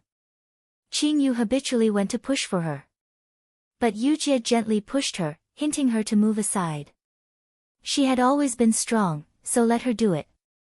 Qin Yu nodded and stepped aside. Yu Jie went up and pushed the swing. Qin Wanru's body swayed, rising and falling. Yu Jie's strength was much greater than Qin Yu's, and the height she rose was much higher than Qin Yu, even higher than when Qin Wanru jumped over the wall that day. The wind lifted the young girl's figure up high. Under her beautiful black hair, her clear eyes were dark and deep. In her playfulness, there was an absolute beauty and charm that a girl had yet to fully display. The corners of her lips were slightly curled up. Her red lips were enchanting and bright, which made this little girl even more pure and beautiful. In a pavilion adjacent to the general's mansion, two youths were sitting. One was slightly older than the other. Both of them looked extraordinary, and their gorgeous clothes made it clear that they were not from ordinary families. Hey, there's such a cute little beauty in Ningyuan Army General's mansion. The teenager, who looked a little younger, curiously looked at Qin Wanru, who swayed from time to time. He clicked his tongue twice to express his admiration. Then he turned to another teenager with a cold face and said, "Is she the second miss of Ningyuan Army General's mansion?" The cold-faced youth put down the file in his hand, turned to look at it, and then withdrew his gaze. He was not very interested and said, Ningyuan Army General's mansion only has 2 daughters. This one is so young, so it should be. Could it be the older one? I heard that the older one is very beautiful. Not only did she offend the eldest son of the Jiang magistrate, but she also has an affair with Di Yan. Di Yan likes beauties the most. No matter how I look at it, this little beauty can be called a beauty. When she grows up, she will be a great beauty that can cause the downfall of a country. The younger one seemed to think of something good. He laughed out loud and did not hesitate to let Di Yan down. They had been in Jiangzhou for 2 days, and some things had been clearly inquired about. Speaking of the strange marriage between Ningyuan Army General's mansion and Jiang Magistrate's mansion, the younger one was very interested. This was much more interesting than these messy files. The weather was so good, how could they stay in the mansion all the time? Even the young girls in the boudoir knew how to play on the swing, but they had to stay here. The more they thought about it, the more bored they became. This one looks very young, but it's just a little girl. The cold-faced youth picked up the file in his hand and said uninterestedly. Even if they had good eyesight, they could only vaguely see that it was a young child. It was actually a stretch to say that she was a young girl. Although Ningyuan Army General does not have a son, his 2 daughters are as beautiful as flowers and jade. He is indeed good at giving birth to daughters. Because of the rumors, the younger one was already sure that Qin Yuru was a great beauty. He immediately pinched his chin, leaned against the window, and continued to look outside.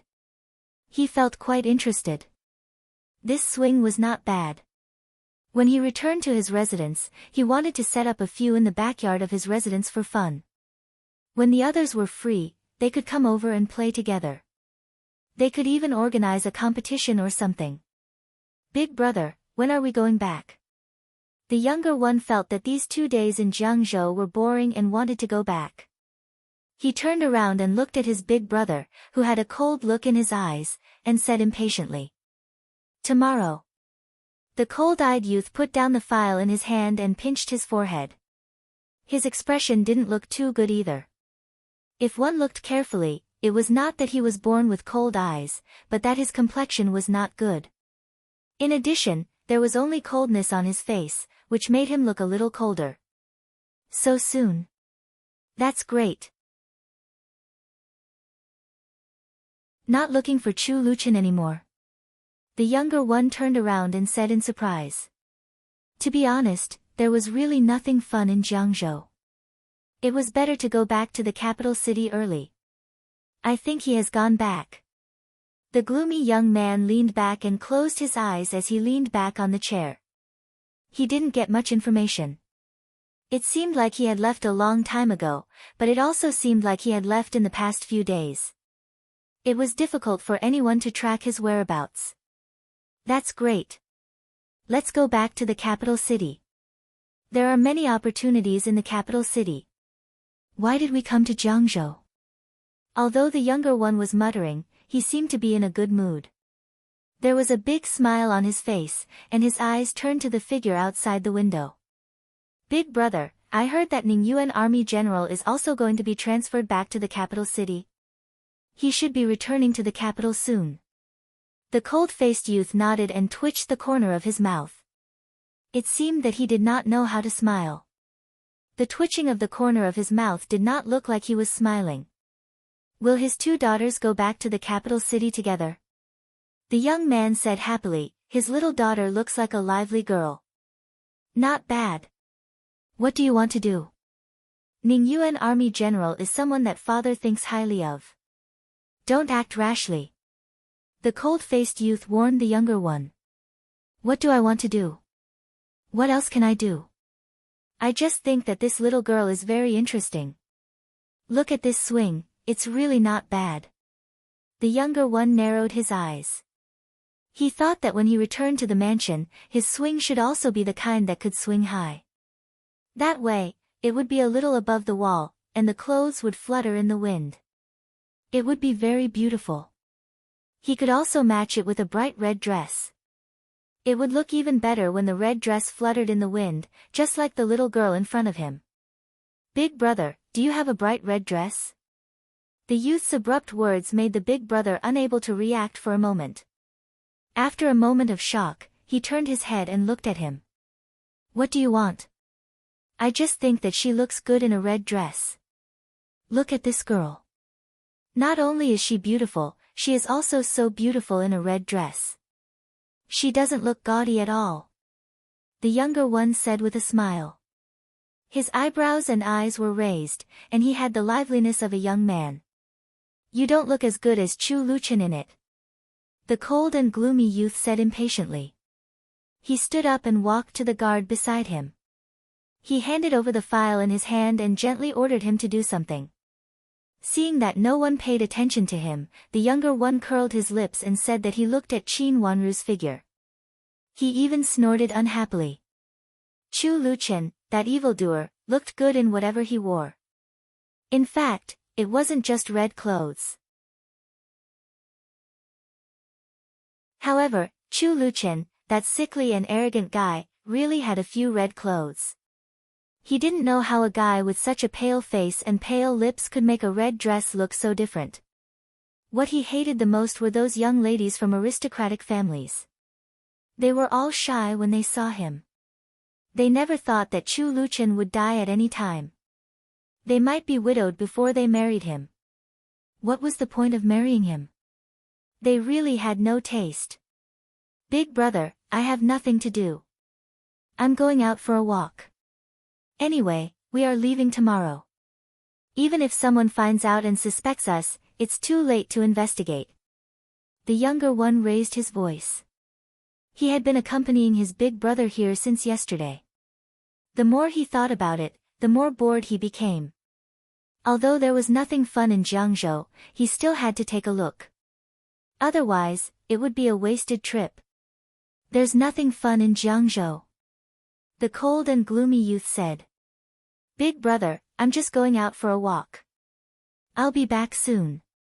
Maybe there will be a surprise. The young man knew that his elder brother would say that, so he winked and giggled, looking like a rascal. There's nothing fun in Jiangzhou. Big brother, I just came out for a walk. Is it easy?